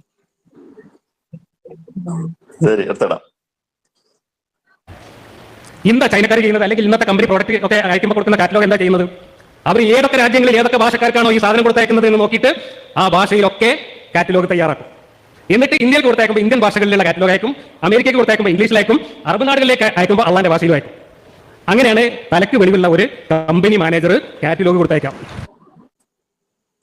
അപ്പോഴ് കാറ്റലോഗ് എല്ലാ ഭാഷയിലും വരണമെന്നാണ് പുള്ളി പറയുന്നത്. ഓക്കെ, അപ്പൊ നമ്മൾ പറയുന്നു ഈ കമ്പനിയുടെ പ്രോഡക്റ്റ് ഇംഗ്ലീഷിൽ അയക്കുന്നവർക്ക് ഇംഗ്ലീഷിലാക്കി അയക്കണം. എന്തിനാന്ന് വെച്ചാൽ ആ പ്രോഡക്റ്റ് അയാൾ മനസ്സിലാക്കി ഉപയോഗിക്കണം. ഞങ്ങൾക്ക് അതില്ലാതെ തന്നെ ഞങ്ങൾ ഉപയോഗിക്കുന്നുണ്ടല്ലോ. അതെങ്ങനെ ചെയ്തു? അപ്പം അറബിയിൽ മാത്രമേ ഉള്ളൂ ഖുറാൻ. എന്റെ ഖുറാൻ ഇറക്കിയ അള്ളാഹു അറബിയിലെ ഇറക്കിയിട്ടുള്ളൂ. ഖുറാൻ ഇറക്കിയത് അറബിയിലാണ്, അള്ളാഹു വേറെ ഇതിലൊന്നും ഇറക്കിയില്ല. പക്ഷെ നിങ്ങൾ പറയുന്ന ഉദ്ദേശം നടന്നില്ലേ? അപ്പം ഞങ്ങൾ അത് വെച്ച് ജീവിക്കുന്നുണ്ടല്ലോ. അതെങ്ങനെയാന്ന് വെച്ചാൽ അള്ളാഹുവിന് അറിയാം. ആ രീതിയിൽ അത് നടത്തി. അല്ലാതെ അള്ളാഹു എല്ലാ ഭാഷയിലും ഇറക്കണമെന്നില്ല. അത് മനസ്സിലാക്കി അടുത്തടുത്ത ആൾക്കാർ അത് പഠിച്ചോളൂ എന്നുള്ളത് അറിയാം. അങ്ങനെ പഠിച്ച് നമ്മൾ ജീവിക്കുന്നുണ്ട്. അല്ലെങ്കിൽ ഇവിടെ അറബി അല്ലാത്ത ആൾക്കാർ ആരും മുസ്ലിം ആവാതിരുന്നാല് ആ ജബ്ബാർ മാഷ് പറയുന്നത് അത് ശരിയാണ്. ആ കാറ്റലോഗ് അവിടെ മാത്രമേ ചിലവായുള്ളൂ, അവിടുത്തെ ആൾക്കാർക്ക് മാത്രമേ മനസ്സിലായുള്ളൂ. പുറത്തുള്ള ആൾക്കാർക്ക് ആർക്കും മനസ്സിലായില്ല. അവർക്ക് നിസ്കരിക്കണം എങ്ങനെയാണെന്ന് അറിയത്തില്ല, നോമ്പ് എങ്ങനെയാണെന്ന് അറിയത്തില്ല, ഒന്നും അറിയത്തില്ല. അതുകൊണ്ട് ഫെയിലിയർ ആയി. അങ്ങനെയല്ല, ഈ മാനേജറിന് ആ ഒരു കാറ്റലോഗ് വെച്ച് തന്നെ ഈ പ്രോഡക്റ്റ് ഇത്രയും സ്ഥലത്ത് വിൽക്കാൻ അറിയാം. അതുകൊണ്ട് ഇത്രയും പേര് മുസ്ലിം ആയത്. പിന്നെ അറബി, അള്ളാഹുവിന്റെ ലാംഗ്വേജ്, അള്ളാഹുവിന്റെ ഭാഷ അറബി എന്ന് പറയുന്നു. അത് ഈ ക്രിസ്തങ്കികൾ പറഞ്ഞാൽ പിന്നെയും മനസ്സിലാക്കാം, അവരത്തേക്ക് വെളിവില്ല എന്ന് വിചാരിക്കാം. അത് ജബ്ബാർ ഭാഷ അങ്ങനെ പറയും? എവിടെയെങ്കിലും പറഞ്ഞിട്ടുണ്ട് അങ്ങനെ? എന്റെ അള്ളാഹുവിന്റെ ദേവി ഓരോ മതത്തിലെ ദൈവിക ഭാഷ, ദേവഭാഷ എന്ന് പറഞ്ഞുണ്ട്. അങ്ങനെ ഉണ്ട് എവിടെയെങ്കിലും? അറബിയാണ് അള്ളാഹുവിന്റെ ഭാഷ. എല്ലാ ലാംഗ്വേജിലേക്കും ഞാൻ വേദങ്ങൾ ഇറങ്ങിയിട്ടുണ്ട്. എല്ലാ ഭാഷക്കാരിലും ഞാൻ പ്രവാചകനെ അയച്ചിട്ടുണ്ട്. ആ പ്രവാചകന്മാർക്ക് ആ ഭാഷ, ആ ദേശത്തെ ഭാഷ, അവർ സംസാരിക്കുന്ന ഭാഷയിലാണ് ഞാൻ വേദം ഇറക്കിയെന്ന് പറയുമ്പോൾ അള്ളാഹു അറബി മാത്രം അറിയാമെന്ന് പറയുന്നതിനകത്ത് മൗഢ്യമാണ്. ഓക്കെ, പറഞ്ഞു. അതെ. അത് മാത്രല്ല, ഈ പറഞ്ഞ പോലെ ആയതുകൊണ്ടാണല്ലോ എല്ലാ ഭാഷയിലേക്കും ഉള്ള ആളുകൾക്ക് വേണ്ടിയിട്ട് ആ ഭാഷ അറിയുന്ന ആളുകൾക്ക് ആ ഭാഷയിൽ തന്നെ വിവരിച്ചു കൊടുക്കുന്നത്. ഇപ്പൊ നമ്മൾ മലയാളീസ് ആണെങ്കിൽ മലയാളികൾക്ക് ഈ മലയാളികൾ തന്നെ അറബി പഠിച്ചിട്ട് അല്ലെങ്കിൽ ഖുറാന്റെ ആ ഭാഷ പഠിച്ചിട്ട് അത് പറഞ്ഞു തരുന്നത്. അതനുസരിച്ചിട്ടാണല്ലോ നമ്മൾ ചെയ്യുന്നത്. അതിലെന്താ ഇപ്പൊ പ്രശ്നമുള്ളതെന്ന് എനിക്ക് മനസ്സിലാവില്ല. ഇപ്പൊ ലോകത്തുള്ള എല്ലാ സ്ഥലത്തും ഖുർആന്റെ അനുസരിച്ചിട്ടാണ് ആളുകൾ ജീവിക്കുന്നത്, നമസ്കരിക്കുന്നത്, അതേപോലെയുള്ള എല്ലാ കാര്യങ്ങളും ഇസ്ലാമിനുമായിട്ട് ബന്ധപ്പെട്ട എല്ലാ കാര്യങ്ങളും ചെയ്യുന്നത്. പല സംഘടനകളൊക്കെ ഉണ്ടായിക്കോട്ടെ, എന്നാൽ പോലും ഇവരൊക്കെ ഈ അറബി ഭാഷയിൽ നിന്ന് പഠിച്ചിട്ടാണ് മലയാളത്തിൽ വരെ ഈ കാര്യങ്ങൾ പറഞ്ഞു കൊടുക്കുന്നതും ഒക്കെ. അത് അവർ പഠിച്ചിട്ടാണ്, ഇത് അറബി പഠിച്ചിട്ടാണ് ഈ പറഞ്ഞു കൊടുക്കുന്നതും ഒക്കെ ചെയ്യുന്നത്. അപ്പോൾ അതാണ് ആ വിഷയത്തിൽ നമുക്ക് ഇയാൾ എന്തൊക്കെ പറയട്ടെ, ഇനി ബാക്കി പറയട്ടെ. ഇവിടെ പഠിച്ചോന്ന് പറയുന്ന ഈ നിർമ്മാതാവ് അറബി ഭാഷയിൽ അറബികൾക്ക് ഒരു കാറ്റലോഗ് കൊടുത്തയച്ചിട്ട് ലോകത്തുള്ള എല്ലാ ഭാഷക്കാരും അറബി ഭാഷ പഠിച്ചിട്ട് ഇതിന്റെ കാറ്റലോഗ് വായിച്ചിട്ട് വേണം ജീവിക്കാൻ എന്ന് നമ്മളോട് നിർദ്ദേശിക്കുന്നുവെങ്കിൽ അത് സെൽഫ് ഗോളാണ് എന്ന് മാത്രമേ അതിനെക്കുറിച്ച് പറയാനുള്ളൂ. അങ്ങനെ പറഞ്ഞിട്ടില്ല എന്നതാണ് എന്റെ ഉത്തരം. അത് ഓൾറെഡി നമ്മൾ പറഞ്ഞാണ്, ഇനി ഒരുപാട് പറയണ്ട. അങ്ങനെ പറഞ്ഞിട്ടില്ല, അത്രേ ഉള്ളൂ. സെൽഫ് ഗോൾ അല്ല, അങ്ങനെ പറഞ്ഞിട്ടില്ല. ജബ്ബാർ മാഷായിട്ട് ഊഹിച്ചു പറഞ്ഞു. ജബ്ബാർ മാഷ എടുക്കണ്ടെന്നേ പറഞ്ഞുള്ളൂ ക്ലാസ്. അല്ല, ബാക്കി എല്ലാവരും പഠിച്ചിട്ട് തന്നെ മുസ്ലിം ആവണമെന്ന് എവിടെയും പറഞ്ഞിട്ടില്ല.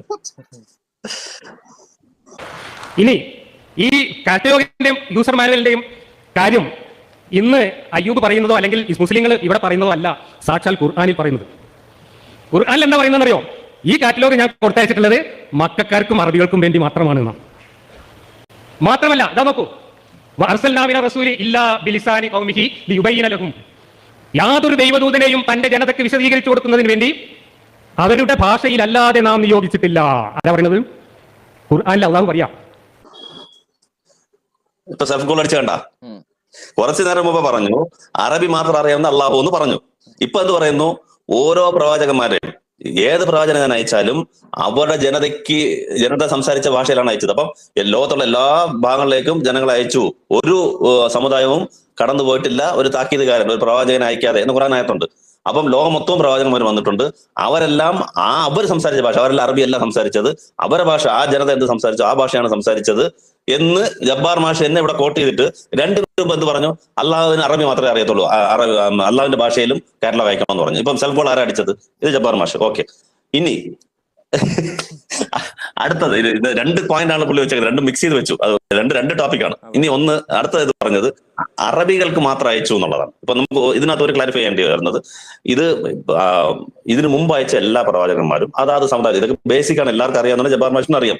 പക്ഷെ അത് പുള്ളി അത് മനസ്സിലെടുക്കുന്നില്ല. എല്ലാ സമുദായങ്ങളിലും ആ പ്രവാചകന്മാര് ആ സമുദായത്തിലേക്ക് മാത്രമാണ് എന്താ പറയുന്ന ആയത്ത് മറന്നു, ഓരോ സന്തതികളെ മാത്രമാണ് അതിൽ കാണാൻ കഴിയുക.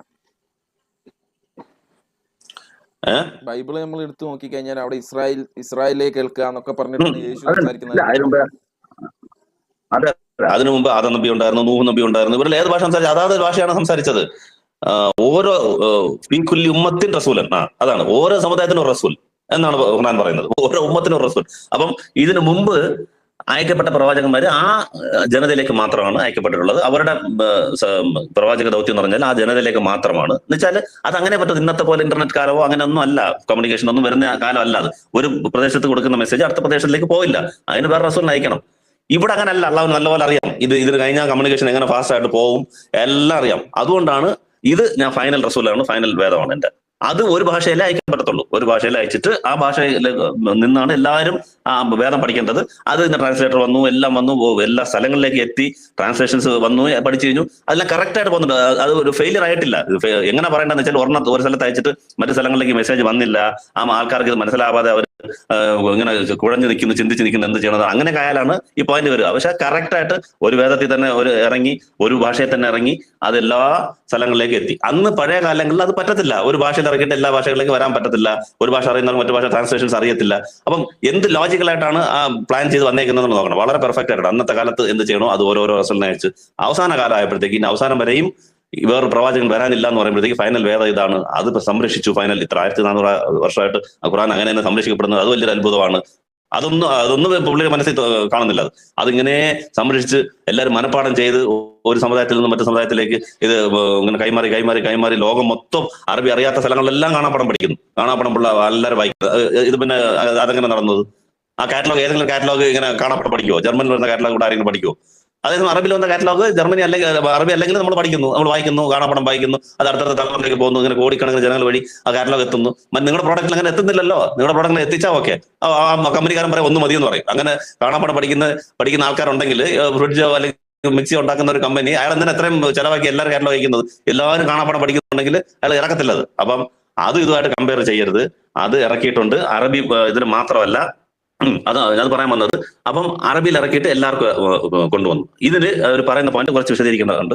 അറബികൾക്കും അതിന് പ്രാന്തപ്രദേശത്തെ ആൾക്കാർക്ക് മാത്രമാണ് ഇത് അയച്ചത് എന്ന ഒരു പോയിന്റ് ഇത് പറയുന്നുണ്ട്. അത് കുറച്ച് നമുക്ക് എക്സ്പ്ലെയിൻ ചെയ്യേണ്ടത് തന്നെയാണ്. അങ്ങനെ ഒരു ആയത്തുണ്ട്, അങ്ങനെ ആയത്ത് പറയുന്നുണ്ട്. ഒറ്റ മിനിറ്റ്, അത് ഞാൻ നേരത്തോട്ടെ.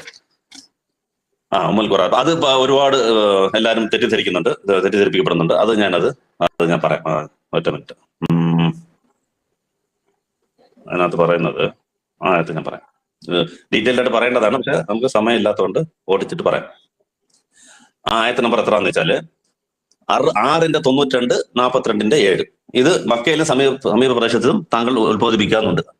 ഇത് വെച്ചിട്ടാണ് പറയുന്നത് ഇത് മക്കാർക്ക് മാത്രം ഉണ്ടായെന്നുള്ളത്. പക്ഷെ ഇതിന്റെ സത്യാവസ്ഥ എന്താണെന്ന് വെച്ചാല് ഇത് ഓരോ സ്റ്റേജ് ആയിട്ട് നോക്കണം. ആദ്യം ഖുർആൻ ഇറങ്ങിയപ്പോ എന്താ പറഞ്ഞത്? നബിയെ നീ ഓതുക എന്നാണ് പറഞ്ഞത്. ഫസ്റ്റ് ഇൻസ്ട്രക്ഷൻ ഈ ഖുർആൻ നബി ഓതുക എന്നുള്ളതാണ്. അതെവിടെ കാണാം? 96:1 നബിയെ താങ്കൾ ഇത് ഓതുക എന്നുള്ളത് ഫസ്റ്റ് ഇൻസ്ട്രക്ഷൻ വന്നു. പിന്നെ കുറച്ച് കഴിഞ്ഞ് എന്ത് വന്നു?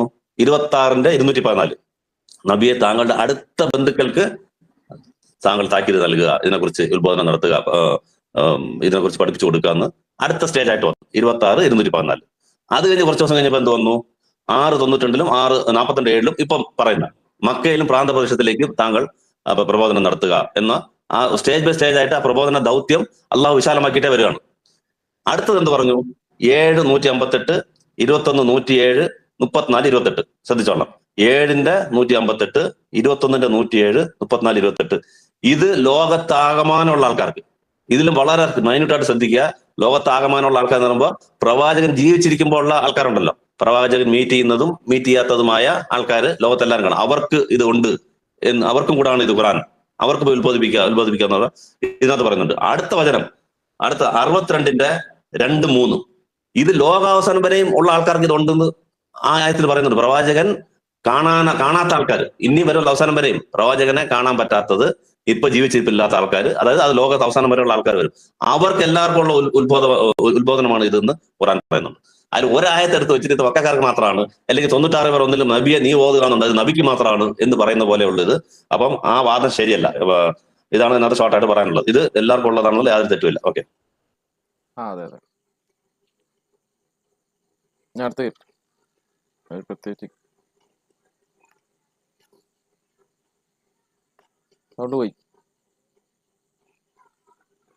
ഒന്നും കൂടി സൗണ്ട് പോയി. സൗണ്ട് കേൾക്കില്ല കേട്ടോ.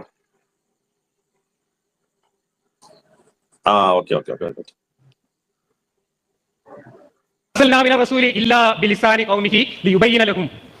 യാതൊരു ദൈവദൂതനെയും തന്റെ ജനതയ്ക്ക് വിശദീകരിച്ചു കൊടുക്കുന്നതിന് വേണ്ടി അവരുടെ ഭാഷയിലല്ലാതെ നാം നിയോഗിച്ചിട്ടില്ല. ആരാ പറയുന്നത്? ഖുർആനിൽ അള്ളാഹു പറയാം. അങ്ങനെയാണെങ്കിൽ ലോകത്തുള്ള എല്ലാ ഭാഷയിലും അള്ളാഹുവിന്റെ കാറ്റലോഗ് കാണണം. മലയാളത്തിലെ കാറ്റലോഗ് എവിടെ? മലയാളത്തിലെ കാറ്റലോഗും കൊണ്ടുവന്ന ദൂതൻ എവിടെ? അള്ളാഹിനോട് ഞാൻ ചോദിക്കണം. പക്ഷെ അള്ളാഹ് ജീവിച്ചിരിപ്പില്ലാത്തതുകൊണ്ട് അള്ളാഹിന്റെ വക്കീലന്മാരോടാണ് ചോദിക്കുന്നത്. ഒരു വക്കീലന്മാരെ മറുപടി പറയാം. അതായത് അത് ഖുർആന് മുമ്പുള്ള സ്റ്റേജാണ് അത് പറഞ്ഞത്. അതായത് അതാത് ഭാഷയിൽ അയച്ചിട്ടുള്ളത്. ഫൈനൽ മെസ്സേജ് എന്ന് പറഞ്ഞപ്പോഴത്തേക്ക് പിന്നെ മെസ്സേജ് വരത്തില്ല. ആ ഫൈനൽ മെസ്സേജ് ഏത് ലാംഗ്വേജിലാണോ വന്നത് അത് തന്നെയാണ് എല്ലാവർക്കും. അതുകൊണ്ട് മലയാളത്തിലെ കാര്യത്തിൽ വരേണ്ട ആവശ്യമില്ല. അതിന് മുമ്പ് എല്ലാ ജനതകളും വന്നിട്ടുണ്ട്. അത് അവർ സൂക്ഷിച്ചു വെച്ചിട്ടില്ല. അത് സൂക്ഷിച്ചു വെക്കുന്ന ഏർപ്പാട് യഹൂദന്മാർ മാത്രമാണ് ചെയ്തേക്കുന്നത്. അവരുടെ അതുണ്ട്. അതുകൊണ്ടാണ് കൂടുതലും ഖുർആൻ യഹൂദന്മാരുടെ കഥകളും അവിടുത്തെ സംഭവങ്ങളും ഒക്കെ ഖുർആൻ ഉദ്ധരിക്കുന്നതിന്റെ റീസൺ എന്താണെന്ന് വെച്ചാൽ അവർ അവരുടെ ഹിസ്റ്ററിയും അവരുടെ വേദത്തിലുള്ള വേദം ഫുള്ളായിട്ടില്ലെങ്കിൽ വേദത്തിലുള്ള കാര്യങ്ങളൊക്കെ അവർ റെക്കോർഡ് ചെയ്ത് സൂക്ഷിച്ചു വെച്ചിട്ടുണ്ട്. അപ്പൊ ഒരു കാര്യം പറഞ്ഞാൽ റെക്കോർഡ് നമുക്ക് പോയി അതിനകത്ത് ചെക്ക് ചെയ്യാൻ പറ്റും. അതുകൊണ്ടാണ് യഹൂദന്മാരുടെ കാര്യങ്ങൾ കൂടുതൽ പറഞ്ഞത്. ബാക്കിയുള്ള ആൾക്കാരെല്ലാം സൂക്ഷിച്ചു വെക്കുന്ന പരിപാടി ഇല്ലായിരുന്നു. അതുകൊണ്ട് ഖുർആന് മുമ്പ് അതാത് ഭാഷകളിൽ എല്ലാ ഭാഷകളും അയച്ചു. ഖുർആന് ശേഷം ഖുർആൻ മാത്രമാണ് എല്ലാ ലാംഗ്വേജിലേക്കും എന്നുള്ളത് രണ്ടായിട്ട് മനസ്സിലാക്കണം. ഓക്കെ, സമീർ. അത് അതിലിപ്പം പറയാണ്ടെന്ന് വെച്ചാല് ഇപ്പൊ മലയാളമൊക്കെ എന്നാ ഉണ്ടായത് എന്നുള്ള ഇയാൾ ആ ഭാഷ ചരിത്രം കൂടി ഒന്ന് പഠിക്കണം എന്നുള്ളതാണ് പറയാനുള്ളത്. ഇപ്പൊ ആ എഴുത്ത് ഭാഷ ഇതൊക്കെ എപ്പോഴാ, ലിപി എപ്പോഴാ വന്നത്, ഇതൊക്കെ ഉണ്ട്, ഇഷ്ടം പോലെ ഉണ്ട്. ഇപ്പൊ ഇന്ത്യയിൽ തന്നെ ഒരുപാട് ഭാഷകൾ ഇപ്പോഴും ഉണ്ട്. ഔദ്യോഗികമായിട്ട് എത്ര ഭാഷകളുണ്ട്, എത്ര ഭാഷക്ക് ലിപി ഉണ്ട്, ഇതൊക്കെ ഒന്ന് അന്വേഷിക്കണ്ടേ?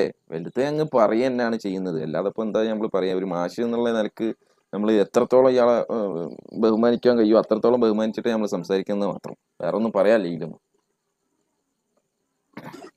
ഓക്കെ, അപ്പം ഖുർആനും ശേഷം ഒരു എത്ര ലാംഗ്വേജ് ഉണ്ടായാലും ഖുർആൻ മാത്രമാണ് അവർക്കും ബൈൻഡിങ്. അത്രേ ഉള്ളൂ. ഇനി മക്കക്കാരോടുള്ള പറയാണ്, ഇന്ന അൻസൽനാഹു ഖുർആനൻ അറബിയൻ ലഅല്ലക്കും തഅഖിലൂൻ. നിങ്ങൾക്ക് ഗ്രഹിക്കുന്നതിന് വേണ്ടി അറബി ഭാഷയിൽ ഒരു ഖുർആൻ ഞാൻ കൊടുത്തയച്ചു. ആരാ നിങ്ങൾ? മക്കാരാണ്. അത് ഞാൻ പറയുന്നില്ല, വിശദമായിട്ട് പിന്നെ പറയുന്നുണ്ട്. മക്കയിലും അതിന് ചുറ്റുമുള്ളവർക്ക്, ഇവിടെ മക്ക എന്ന് ഖുർആനിൽ പറഞ്ഞിട്ടില്ല, ഉമ്മുൽ ഖുർആൻ പറഞ്ഞിരിക്കുന്നത്. ഉമ്മുൽ ഖുർആനിലും അതിന് ചുറ്റുമുള്ളവർക്ക് കാര്യങ്ങൾ മനസ്സിലാക്കാൻ വേണ്ടി അവരുടെ അറബി ഭാഷയിൽ ഞാൻ കാറ്റലോഗ് കൊടുത്തയച്ചിരിക്കുന്നു എന്നാണ് ഖുർആനിൽ പറയുന്നത്.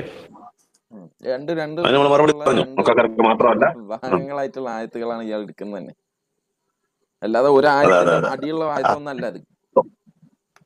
അതെ, അതായത് മക്കാർക്ക് ഉത്ബോധനം ചെയ്യാവുന്ന ഒരു ആയത്ത് ഖുർആൻ അറബി ഭാഷയിൽ ഇറക്കിയിരിക്കുന്ന ഒരു ആയത്ത്. ഇത് രണ്ടും മിക്സ് ചെയ്തിട്ട് പുള്ളി പറയുന്ന മക്കാർക്ക് അറബിയിൽ മനസ്സിലാക്കി കൊടുക്കാനാന്നുള്ള രീതിയിലാണ് എല്ലാം ഈ കോട്ടിപ്പാട്ടുകളാണ്.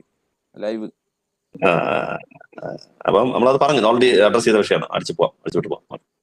നമ്മുടെ മലയാളികൾ ഈ കാറ്റലോഗ് പേറിക്കൊണ്ട് നടക്കേണ്ട ആവശ്യമുണ്ടോ? ഇതാണ് എനിക്ക് ചോദിക്കാനുള്ളത്. തീർന്നില്ല. നിനക്ക് നിന്റെ ഭാഷയിൽ ഇതിനെ നാം ലളിതമാക്കി തന്നിട്ടുള്ളത് അവർ ആലോചിച്ച് മനസ്സിലാക്കാൻ വേണ്ടിയിട്ടാണ്. ആരാലോചിച്ച് മനസ്സിലാക്കാൻ? അറബികൾ ആലോചിച്ച് മനസ്സിലാക്കാൻ വേണ്ടിയിട്ടാണ്. ലളിതമാണെന്ന് പറഞ്ഞു. നിനക്കെന്നല്ല, ഈ ഖുർആൻ ഞാൻ ലളിതമായ അറബിയിലാണ്, ഖുർആൻ ഞാൻ വളരെ തെളിമയാർന്ന അറബി ഭാഷയിലാണ് എന്ന് പറയും. അത് ലളിതമാണെന്ന് വേറെ ആയത്തിൽ പറയും. ഇത് ലോകർക്ക് മൊത്തം അല്ല എന്നുള്ളതിന് എന്താ തെളിവ്? അറബിയിലാണ് ഖുർആൻ ഇറക്കിയത്, അതിൽ യാതൊരു തെറ്റുമില്ല. അത് തെളിമയാർന്ന ലാംഗ്വേജിലാണ് ഇറങ്ങിയിരിക്കുന്നത്, അതിലും തെറ്റില്ല. അത് ലളിതമായിട്ടാണ് ഇറങ്ങിയിരിക്കുന്നത്, അതിലും തെറ്റില്ല. ഇത് എല്ലാവർക്കും വേണ്ടിയിട്ടുള്ളതാണ്. അതിന് പിന്നെ എന്താ കുഴപ്പം? എന്തുവാ ഇതിനകത്തിട്ട് വെറുതെ കുരുക്കാണ്. അത് മാത്രമല്ല അതില് ആ ആയത്തില് ഇപ്പൊ സൂറത്തിന്റെ ഓർമ്മ ശരിയാണെങ്കിൽ സൂറത്ത് ഖമറിലാണ് പറയുന്നത്. പിന്നെ വേറെ ഒരു സ്ഥലത്ത് ഇതേ കാര്യം പറയുന്നുണ്ട്. അവിടെ ഇപ്പൊ പറയുന്നതിന്റെ താഴെ തന്നെ പറയുന്നുണ്ട്. എന്താ പറയണേ? അതായത് നിങ്ങൾ ഇത് ആലോചിച്ച് ഗ്രഹിക്കുന്ന ആളുകളെ സംബന്ധിച്ചിടത്തോളം ഇത് എളുപ്പമുള്ളതാക്കിയിരിക്കുന്നു.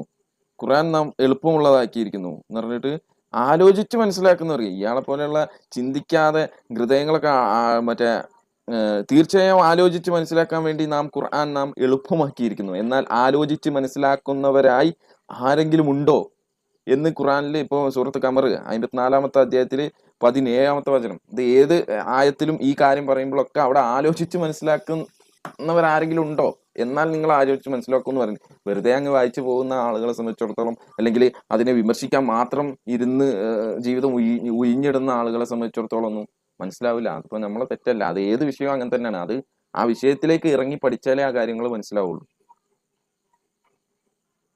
ഓക്കെ, ഇനി ഈ ലളിതം എന്ന് പറയുന്നത് ഒരു പോയിന്റ് കൂടെ പറയാം. ലളിതമാക്കിയിരിക്കുന്നതിന്റെ അർത്ഥം അതെന്താണ് ഉദ്ദേശിക്കുന്നത് വെച്ചാല്, അറബി ഹൈ ലിറ്റററി സ്റ്റാൻഡേർഡ് ആണെന്ന് എല്ലാവർക്കും അറിയാം. അന്നത്തെ അറബികൾ തന്നെ സമ്മതിച്ചാണ് ഇത് സാധാരണ ഒരു വാക്കല്ല, ഇത് സാധാരണ ലാംഗ്വേജ് അല്ല എന്ന് അവർ തന്നെ അന്താളിച്ച് നിന്ന് പോയ ഒരു സംഭവമാണത്. പക്ഷെ ഇതിനകത്തൊരു കാര്യം നോട്ട് ചെയ്യേണ്ടത്, ഏത് ലാംഗ്വേജിലും അതിന്റെ ലിറ്റററി ലെവൽ വളരെ ഹൈ ആണെങ്കിൽ അത് സാധാരണ ആളുകൾക്ക് മനസ്സിലാകത്തില്ല. സാധാരണ ജനങ്ങൾക്ക് ഇപ്പൊ നേരത്തെ അതിനകത്ത് കടമനിട്ടയുടെ കവിതകൾ പറയുന്നുണ്ട്. അങ്ങനെയാണെങ്കിൽ ഷേക്സ്പിയറിയൻ നോവൽസ്, ഇങ്ങനെ ഏത് ലാംഗ്വേജിലും തമിഴിലെടുത്ത് കഴിഞ്ഞാൽ തിരുക്കുറൽ എന്ന് പറഞ്ഞിരുന്നുണ്ട്. അത് ഹൈ തമിഴാണ്, ആർക്കും മനസ്സിലാകത്തില്ല എന്താന്നുള്ളത്. അപ്പൊ ലാംഗ്വേജിന്റെ ലെവല്, സാഹിത്യ ലെവൽ കൂടുന്നതനുസരിച്ച് സാധാരണ ജനങ്ങൾക്ക് അത് മനസ്സിലാകത്തില്ല. പക്ഷെ ഖുർആന്റെ ഒരു പ്രത്യേകത എന്താണെന്ന് വെച്ചാൽ അത് ഹൈ ലിറ്റററി സ്റ്റാൻഡേർഡ് മെയിൻറ്റെയിൻ ചെയ്യുമ്പോൾ തന്നെ സാധാ ആൾക്കാർക്ക് മനസ്സിലാവും. അതൊരു വലിയൊരു അത്ഭുതമാണ് ഖുർആന്റെ. അങ്ങനെ ഒരിക്കലും പറ്റത്തില്ല. സാധാ ആൾക്കാർക്ക് വേണമെങ്കിൽ താഴ്ത്തി പറയണം, അതിന്റെ ലെവൽ താഴ്ത്തി പറഞ്ഞാൽ സാധാ ആൾക്കാർക്ക് മനസ്സിലാകത്തുള്ളൂ. പക്ഷെ ഹൈ ലിറ്റററി സ്റ്റാൻഡേർഡിൽ നിന്നുകൊണ്ട് തന്നെ സൽമാൻ ഫാരിസിക്ക് ഇത് മനസ്സിലായി. സൽമാൻ ഫാരിസി വേറെ സ്ഥലത്തെ ആളാണ്, അറബിയല്ല. ബിലാലിന് മനസ്സിലായി ബിലാൽ അറബിയല്ല. അതുകൊണ്ടാണ് അഹദ് അഹദ് എന്ന് പറഞ്ഞപ്പോഴത്തേക്ക് ആൾക്കാർ അടിച്ചത്. ബിലാലിന്റെ ഖുറാന്റെ ആയത്തുകളും കാര്യങ്ങളും മനസ്സിലായി, ആശയം മനസ്സിലായി. സൽമാൻ ഫാരിസിക്ക് മനസ്സിലായി. എങ്ങനെ മനസ്സിലായി? ലളിതമായതുകൊണ്ടാണ്. അപ്പൊ ഈ ഇടയ്ക്കിടയ്ക്ക് ലളിതം എന്ന് പറയുന്നുണ്ട്. ഇതാണ് അള്ളാഹു പറയാൻ ഉദ്ദേശിക്കുന്നത്. ലിറ്ററേച്ചർ സ്റ്റാൻഡേർഡ് ഹൈ ആയിരിക്കുമ്പോൾ തന്നെ ഞാൻ ഇത് ലളിതമാക്കി തന്നു എന്നുള്ളത്, ഇത് ഖുറാൻ ദൈവികമാണെന്നുള്ളതിന്റെ ഒരു ദൃഷ്ടാന്തം കൂടെയാണ്.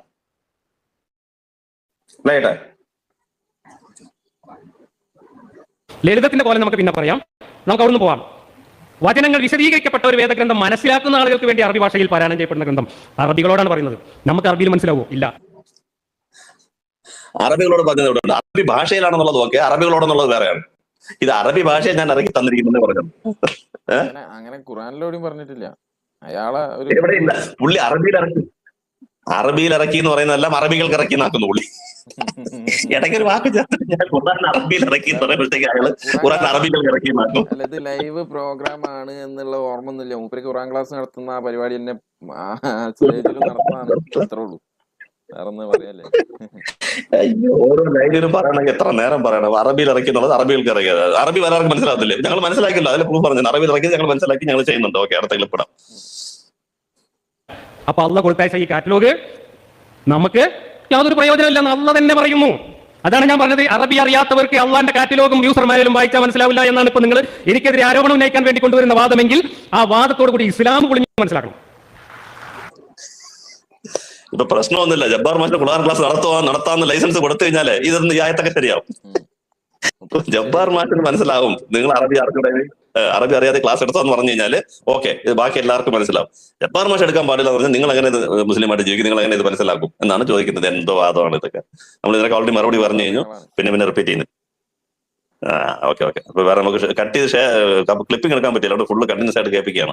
അപ്പൊ നമുക്കൊരു ബുദ്ധിമുട്ടും ഉണ്ടായിട്ടില്ല. ഞങ്ങൾക്ക് ഇത് മനസ്സിലാവുന്നുണ്ട്. അറബി അറിഞ്ഞുകൂടാതെ തന്നെ ലക്ഷക്കണക്കിന് കോടിക്കണക്കിന് മുസ്ലിങ്ങൾ ജീവിച്ച് മരിച്ചുപോയി, ഇപ്പോഴും ജീവിക്കുന്നുണ്ട്. ഇനി അറബിയിൽ എന്തുകൊണ്ട് ഖുർആൻ ഇറക്കി എന്ന കാര്യം അന്നത്തെ മക്കാർ തന്നെ ചർച്ചയാക്കിയിട്ടുണ്ട്. ചർച്ചയ്ക്ക് മറുപടി പറഞ്ഞത് പോരാന്ന് തോന്നിയപ്പോൾ ഒന്ന് വിശദീകരിച്ചുകൊണ്ട് അള്ള പറഞ്ഞതാണിത്. നാം ഇതിനെ ഒരു അനറബി ഖുർആൻ ആക്കിയിരുന്നെങ്കിൽ അതുപോലെ പറഞ്ഞേക്കും എന്തുകൊണ്ട് ഇതിലെ വചനങ്ങൾ ഞങ്ങൾക്ക് വിശദമാക്കപ്പെട്ടില്ല. അത് പറയൂലേ പിന്നെ? ഇത് അങ്ങനല്ല. അത് ആദ്യ പ്രഥമ സംബോധിതർ അറബികളാണ്. അവരുടെ അടുത്ത് പോയി മലയാളത്തിൽ കാറ്റലോഗ് ഇറക്കിയാൽ അവർ ചോദിക്കത്തില്ല. പിന്നെ റസൂൽ അറബിയാണ്, റസൂൽ സംസാരിക്കുന്നത് അറബിയാണ്, അവിടെ ഉള്ള സമുദായങ്ങളും അറബിയാണ്. അവരുടെ അടുത്ത് ഇംഗ്ലീഷിൽ കാറ്റലോഗ് ഇറക്കിയാല് അവർ ചോദിക്കും. ഇവർ ചോദിക്കൂല എന്നാണ് ഇയാൾ പറയുന്നത്. ഇയാൾ എന്താ പൊട്ടനാണ്? അവരെന്തായാലും ഇത് അറബി സംസാരിക്കുന്ന ആൾക്കാരുടെ അടുത്ത് അവരടുത്ത് പോയി വേറെ ലാംഗ്വേജ് ഇറക്കിയാൽ അവർ ചോദിക്കത്തില്ല. പിന്നെ ഈ ചോദ്യവും ഈ ഉത്തരവൊക്കെ ഈ ശരിക്കും ഈ ജബ്ബാർ പോലെയുള്ള ആളുകൾക്ക് വേണ്ടിട്ട് തന്നെയാണ് ഖുറാനിൽ ഈ ആയത്ത് എന്ന് എനിക്ക് തോന്നുന്നത്, അല്ലേ? അല്ലാതെ ആ അറബികളായിട്ടുള്ള ആളുകൾ ഉന്നയിക്കാത്ത ഒരു ചോദ്യമാണ് ശരിക്കും ഖുറാൻ ഈ ഒരു കാര്യം ഉന്നയിച്ചുകൊണ്ട് പറയണത്. ഇനി നമ്മള് അത് അനറബിയിൽ ഞാനത് അവതരിപ്പിച്ചു എന്ന് കരുതട്ടെ. അങ്ങനെയാണെങ്കിൽ ഇവർ പറയും, എന്താ അവര് പറയാ, ഗ്രന്ഥം അനറബിയിലും പ്രവാചകൻ അറബിയും എന്ന ചോദ്യം അവർ ഉന്നയിക്കും എന്ന് ആ ഒരു സപ്പോസ് അങ്ങനെ ആണെങ്കിൽ എന്ന് ഖുറാനിൽ അവിടെ അള്ളാഹു പറയാണ്. ഈ ചോദ്യമാണ് ഇയാളിപ്പോ ഈ ആയത്താണ് ഇയാൾ എടുത്ത് കൊണ്ടുവരുന്നത്. എത്രത്തോളം ഉണ്ട് നോക്കിയ ഞങ്ങള്. ഇത് ഇയാൾക്കുള്ള മറുപടിയാണ് ശരിക്കും. അതെ, ജബ്ബാർ എന്നെ ചോദിക്കത്തില്ലേ എന്താ ഇത് പ്രവാചകൻ അറബിയാണ്, അവർക്ക് ഇറങ്ങിയ കാറ്റലോഗ് അല്ലെങ്കിൽ ഖുറാൻ വേറെ ലാംഗ്വേജിൽ ഇത് എന്തൊരു അള്ളാഹു ആണെന്ന് ജബ്ബാർ എന്നെ ചോദിക്കും. അതാണ് അന്നത്തെ അറബികളോട് ചോദിച്ചത്. അറബികളോട് അങ്ങോട്ട് ചോദിച്ചത്, നിങ്ങൾക്ക് ഇനി രക്ഷയില്ല, നിങ്ങളുടെ ലാംഗ്വേജിൽ നിങ്ങൾക്ക് വിശദീകരിച്ച് തരാൻ പ്രവാചകൻ അറബി നിങ്ങളിൽ നിന്ന് തന്നെ ഒരാളെ ഞാൻ തന്നിട്ടുണ്ട്, ഇനി നിങ്ങൾക്ക് എക്സ്ക്യൂസ് ഇല്ല എന്നുള്ളതാണ് അവരുടെ അടുത്ത് പറഞ്ഞത്. നമുക്ക് എക്സ്ക്യൂസ് ഇല്ല, കാരണം ഇത് നമ്മുടെ കയ്യിൽ മെസ്സേജ് എത്തിക്കഴിഞ്ഞു, അത്രേ ഉള്ളൂ. അതെ, അത് പ്രവാചകൻ അന്ന് അദ്ദേഹത്തിന്റെ വിടവാങ്ങൽ പ്രസംഗത്തിൽ തന്നെ അദ്ദേഹം പറഞ്ഞിട്ടുണ്ട്. പ്രവാചകൻ നബി സല്ലല്ലാഹു അലൈഹി വസല്ലം എന്താ പറഞ്ഞേ, നിങ്ങളിത് എത്തിയവർ എത്താത്തവർക്ക് എത്തിച്ചു കൊടുക്കൂന്ന് കൃത്യമായിട്ട് പറഞ്ഞിട്ടുമുണ്ട്. അത് തന്നെയല്ലേ നമ്മളെ പോലെയുള്ള പല ആളുകളും ചെയ്യുന്നത്. അവിടെ അറബി അല്ല, ആ അറബി പഠിച്ചവരിൽ നിന്ന് പഠിച്ചതാണ് നമ്മൾ എത്തിച്ചു കൊടുക്കുന്നത്. ഓക്കെ, ശരി. ഏതാണ്ട് ഒരു മണിക്കൂർ ആയി വീഡിയോ. ഇപ്പൊ തന്നെ ജബ്ബാറിന്റെ വീഡിയോ 5 മിനിറ്റ് 6 മിനിറ്റ് അതേ ഉള്ളൂ, ഇനി ഉണ്ട്, പെട്ടെന്ന് തീർക്കാം. ഓക്കെ, റിപ്പീറ്റ് ആണ്, ഓടിച്ചു പോകാം. ആവശ്യം എന്താണ് ഇത്? അല്ല, ഇത് കേട്ടിട്ട് പറയാൻ നല്ല ഇൻട്രസ്റ്റ് ഉണ്ട്. പോട്ടെ, ഇൻട്രസ്റ്റ് ഉണ്ട്. അതാ മണിക്കൂർ വീഡിയോ വന്ന് 1 മണിക്കൂറായി. ഇപ്പൊ സമീറിന് സമയമില്ല, ഞാൻ ഒരിടത്ത് പോകാൻ നിൽക്കുകയാണ്. ശരി, അടുത്ത് നല്ലപോലെ ചെയ്യാം. അടുത്ത ഇതേപോലെ തന്നെ ചെയ്യാം. ഇപ്പൊ എത്ര ഓടുന്നു അത്ര വരെ ഓടട്ടെ. മണ്ടത്തരമാണ് പറഞ്ഞിരിക്കുന്നത്. കാരണം അള്ള നേരത്തെ എന്താ പറഞ്ഞത്, ഞാൻ അറബികൾക്കും മലയാളികൾക്ക് മലയാളത്തിലും ഇംഗ്ലീഷുകാർക്ക് ഇംഗ്ലീഷും ചൈനക്കാർക്ക് ചൈനീസിലും കാറ്റലോഗ് കൊടുത്തേക്കും എന്നാണ് നേരത്തെ പറഞ്ഞത്. അങ്ങനെയാണെങ്കിൽ അറബികളോട് നിങ്ങൾക്ക് ഞാൻ അറബിയിൽ ഖുർആൻ അയച്ചിരുന്നെങ്കിൽ നിങ്ങൾ അതിന് കുറ്റം പറയുന്നു പറയുന്നതിന്റെ എന്താ ആവശ്യമുണ്ട്? ഇതിനൊക്കെ മറുപടി പറഞ്ഞു കഴിഞ്ഞു നമ്മള്. ഇനി റിപ്പീറ്റ് ചെയ്യേണ്ട ആവശ്യമില്ല. ഓൾറെഡി ഖുറാനിന് മുമ്പുള്ളതല്ല വേറെ വേറെ അതാത് ഭാഷകളിൽ ഖുറാൻ ആദ്യം പ്രഥമ സംഭവിച്ചവർക്ക് ആ ഭാഷയിൽ ഇറക്കി, പിന്നെ ആ മെസ്സേജ് എല്ലാവരിലും അള്ളാഹു എത്തിച്ചു. അത് എല്ലാവരും ഫോളോ ചെയ്യുന്നുണ്ട്. അതിനകത്ത് ഒരു പ്രശ്നവുമില്ല, ഒരു തെറ്റുമില്ല. ഓക്കെ, അടിച്ചുവിട്ട് പോകാം. അറബികൾക്ക് അറബിയിൽ കൊടുത്തയച്ച പഠിച്ചോൻ മലയാളികൾക്ക് മലയാളത്തിൽ കൊടുത്തേക്കണം, ചൈനക്കാർക്ക് ചൈനീസിൽ കൊടുത്തേക്കണം. ലോകത്ത് എവിടെയെങ്കിലും ഏതെങ്കിലും ഭാഷയിൽ അള്ളാഹു എന്ന് പറയുന്ന ഒരു പഠിച്ചോനെ പറ്റി ഒരു സൂചന നൽകുന്ന ഒരു കടലാസിന്റെ കണ്ടത്തിന്റെ പോസ്റ്റിൽ തെളിവെങ്കിലും നിങ്ങൾക്ക് കാണിച്ചു തരാൻ പറ്റും? അത് വലിയ ഇതാണ്. അള്ളാഹു പറഞ്ഞു എല്ലാ ലാംഗ്വേജിലും എന്റെ പേര് അള്ളാഹു എന്ന്. അള്ളാഹുവിന് പല നാമങ്ങളുണ്ട്, അത് നിങ്ങൾ ഏത് വിളിച്ചാലും ഓക്കെ എന്ന് പറഞ്ഞു. അത് അവരോരോ ലാംഗ്വേജിൽ എന്താണോ ആ ലാംഗ്വേജിൽ അള്ളാഹു എന്ന് പറയത്തുള്ളൂ. സൂറത്ത് ഹഷറിൽ അവസാന ആയത്തുകളിൽ കൃത്യമായിട്ട് ആ കാര്യം പറയുന്നുണ്ട്. അതായത് റഹ്മാൻ, റഹീം എന്ന് വേണ്ട ഒരുപാട് പേരുകൾ അള്ളാഹു സുബ്ഹാനഹു വ തആല പറഞ്ഞതിന് ശേഷം അള്ളാഹു പറയാണ്, എന്താ പറയുന്നത്, നിങ്ങൾ ഏത് തന്നെ വിളിക്കുകയാണെങ്കിലും ഈ ഈ അള്ളാഹുവിനുള്ളതാകുന്ന ഉത്തമമായ നാമങ്ങൾ. ഇപ്പൊ നമ്മളിപ്പോ സംസ്കൃതത്തിൽ നോക്കുകയാണെങ്കിൽ പ്രജാപതി, പരബ്രഹ്മം അങ്ങനെയൊക്കെ കാണുന്നുണ്ട്. ഇതൊക്കെ എന്തിനാണ് സൂചിപ്പിക്കുന്നത് വെച്ചാൽ ഒരു ദൈവത്തെയാണ് സൂചിപ്പിക്കുന്നത്. അതേപോലെ ഇപ്പം അറബികളായിട്ടുള്ള ആളുകൾ അള്ളാഹു എന്നായിരുന്നു അന്ന് വിളിച്ചിരുന്നത്. അത് നബി സല്ലല്ലാഹു അലൈഹി വസല്ലം വരുന്നതിന് മുമ്പ് തന്നെ ഈ പറഞ്ഞ അബ്ദുള്ള എന്നുള്ള പേര്. അതേപോലെ തന്നെ ഇപ്പോൾ നമ്മള് അറബി ബൈബിൾ എടുത്തു നോക്കി കഴിഞ്ഞാൽ അതിൽ അള്ളാഹു എന്നാണ് ദൈവത്തിന് കൊടുത്തിട്ടുള്ളത്. അവർ ഈ യഹോവക്ക് പകരം അള്ളാഹു എന്നാണ് കൊടുത്തിട്ടുള്ളത്, കർത്താവ് അല്ലെങ്കിൽ എന്നൊക്കെ. ആ ഭാഗങ്ങളിലൊക്കെ ഗോഡ് എന്നുള്ളതിനൊക്കെ അവര് അറബിയിൽ അള്ളാഹു എന്നാണ് കൊടുത്തിട്ടുള്ളത്. അതല്ലാത്തൊരു പദം അവർക്ക് അവിടെ കൊടുക്കാൻ കഴിയില്ല. അതേപോലെ തന്നെയാണ് വേറെ ഏത് ഭാഷയിലാണെങ്കിലും അവിടെ അവര് ദൈവത്തെ എന്താണോ വിളിച്ചിരുന്നത് ആ ഭാഷയിലല്ലേ അവർക്ക് പറഞ്ഞു കൊടുക്കുള്ളൂ. എന്താ ഇതിനൊക്കെ എന്താ മറുപടി പറയുക ഇയാളോടൊക്കെ നമ്മൾ? അതായത് അറബി ഭാഷയിലാണ് ഖുറാൻ ഇറക്കിയത്. അപ്പം ആ അറബി ഭാഷയിൽ സൃഷ്ടാവായ ദൈവം, അതായത് സർവ്വലോക സൃഷ്ടാവായ ദൈവത്തിന് അവരെന്ത് പേര് വിളിക്കുന്നോ അതല്ലേ പറയാൻ പറ്റുള്ളൂ. അവിടെ പോയി പ്രജാപതി എന്ന് പറയാൻ പറ്റുമോ? അപ്പൊ പ്രജാപതി ആരാന്ന് ചോദിക്കത്തില്ല അവര്. പ്രജാപതിയെ മാത്രമേ ആരാധിക്കാവൂ, ഹിരണ്യഗർഭനെ മാത്രമേ ആരാധിക്കൂ എന്ന് വെച്ചാൽ അത് ആരാന്ന് അവർ ചോദിക്കും. അവർക്ക് അവരുടെ ഭാഷയിൽ അവർ ദൈവത്തിനെ വിളിക്കുന്ന പേരിലല്ലേ അവർ ഇറക്കാൻ പറ്റുള്ളൂ. പറഞ്ഞ ക്രിസ്ത്യൻ പ്രീസ്റ്റുകൾക്കെല്ലാം ഉബൈദുള്ള അങ്ങനെ അള്ളാഹ് ചേർത്ത പേരുകൾ അവർക്കുണ്ട്. അതുകൊണ്ടാണ് അവർ അക്സെപ്റ്റ് ചെയ്തത്. അവരാരും ചോദിച്ചു അള്ളാഹ് ആരാന്ന് ചോദിച്ചു? ആരെങ്കിലും ഏതെങ്കിലും അറബി എഴുന്നേറ്റ് ചോദിച്ചോ അതാരാ അള്ളാഹു എന്ന് ചോദിച്ചോ? ഇല്ലല്ലോ. പിന്നെ ഇത് വേറെ ലാംഗ്വേജ് അങ്ങനെ കാണിക്കാൻ, അള്ളാഹു എന്നുള്ളത് അറബി ലാംഗ്വേജ് ആണ്. വേറെ ഭാഷയിൽ എങ്ങനെ കാണിക്കാൻ പറ്റും? ഇപ്പൊ പ്രജാപതി അറബിൽ കാണിക്കുന്നത് കാണിക്കാൻ പറ്റുമോ? അല്ലെങ്കിൽ സംസ്കൃതത്തിൽ അള്ളാഹു കാണിക്കാൻ പറ്റും എങ്ങനെ കാണിക്കാൻ പറ്റും? അത് ലാംഗ്വേജുമായിട്ട് കണക്ട് ആയ പേരാണ്. ഏത് ലാംഗ്വേജിലാണോ വേദം ഇറക്കിയത് ആ ലാംഗ്വേജിൽ എല്ലാ ആൾക്കാർ എന്ത് പറയുന്നു ദൈവത്തിന് അത് വെച്ചേ പറയാൻ പറ്റത്തുള്ളൂ. അള്ളാഹു നമ്മൾ സംസാരിക്കുന്ന മനുഷ്യർ സംസാരിച്ച ലാംഗ്വേജിലാണ് അത് ഇറക്കിയത്. അതുകൊണ്ട് ഇതിനൊക്കെ ഉത്തരം ക്ലിയർ ആയത്തിൽ തന്നെ പറഞ്ഞത് നിങ്ങൾ സംസാരിക്കുന്ന അറബി ലാംഗ്വേജിൽ അലിഫ് ലാം മീം അത് വെച്ചിട്ടാണ് ഞാൻ ഇത് ഉണ്ടാക്കിയിരിക്കുന്നത്. എത്ര അലിഫ് ലാം മീം എന്ന് പറയുന്നുണ്ട്, അല്ലെങ്കിൽ ലാം മീം ഇങ്ങനെയൊക്കെ പറഞ്ഞ് ആ വേർഡ് വെച്ചിട്ടാണ് ഞാൻ വേദം ഇറക്കിയിരിക്കുന്നത്. അല്ല അള്ളാഹു അവിടെ ഇരുന്നുകൊണ്ട് ഒരു സ്വർഗത്തിലെ ഒരു ലാംഗ്വേജിൽ ഇറക്കിയിട്ട് അവർക്ക് തന്നിരുന്നാൽ ഇതൊക്കെ വേറെ ചോദിക്കാം. അന്ന് ആൾക്കാർ എന്ത് സംസാരിച്ചു, അവർക്ക് എന്ത് പറഞ്ഞാൽ മനസ്സിലാവുമോ, അവിടെ സംസാര ഭാഷയിൽ എന്താണ് അള്ളാഹു, അവർ പ്രപഞ്ച സൃഷ്ടാവിനെ ഏകദൈവത്തെ എന്തായിട്ടാണ് മനസ്സിലാക്കിയത്, എന്താണ് വിളിച്ചത്, ആ ലാംഗ്വേജിൽ ഇറക്കി. മലയാളത്തിൽ ഇറക്കിയാണെങ്കിൽ സർവശക്തനായ ദൈവത്തിന് എന്താണോ ദൈവം എന്ന് പറയും, അല്ലെങ്കിൽ സൃഷ്ടാവ് എന്ന് പറയും. ആ ലാംഗ്വേജിലായിരിക്കും പറയുന്നത്. പ്രജാപതി, ഹിരണ്യഗർഭൻ, അങ്ങനെയൊക്കെ ഒരുപാട് പേരുകളുണ്ടല്ലോ, അത് പറയും. അവരുടെ അടുത്ത് വന്ന് അള്ളാഹു എന്ന് പറഞ്ഞാൽ ആരാ അള്ളാഹു എന്ന് പേര് ചോദിക്കത്തില്ലേ ആ സമയത്ത്? അപ്പൊ ഇതിലൊന്നും വലിയ കഴമ്പില്ല. ഒക്കെ അടുത്തിടാം ഇല്ല. കാരണം അള്ളാഹു എന്ന് പറയുന്ന പഠിച്ചോൻ മക്കയിലെ ഖുറൈശികളുടെ ഒരു ഗോത്രദേവൻ മാത്രമായിരുന്നു. അതവിടെ നിന്ന് കിട്ടി. അത് മക്കാരല്ലേ പറയണ്ടേ ഇത് ഗോത്ര ദൈവമാണെന്ന്? മക്കാർ പറഞ്ഞു. അവരുടെ അടുത്ത് ചോദിച്ചു, ഖുറാൻ ചോദിച്ചു അള്ളാഹു നിങ്ങളെ സൃഷ്ടിച്ചവൻ ആരാണ്? അവർ പറഞ്ഞു അള്ളാഹു.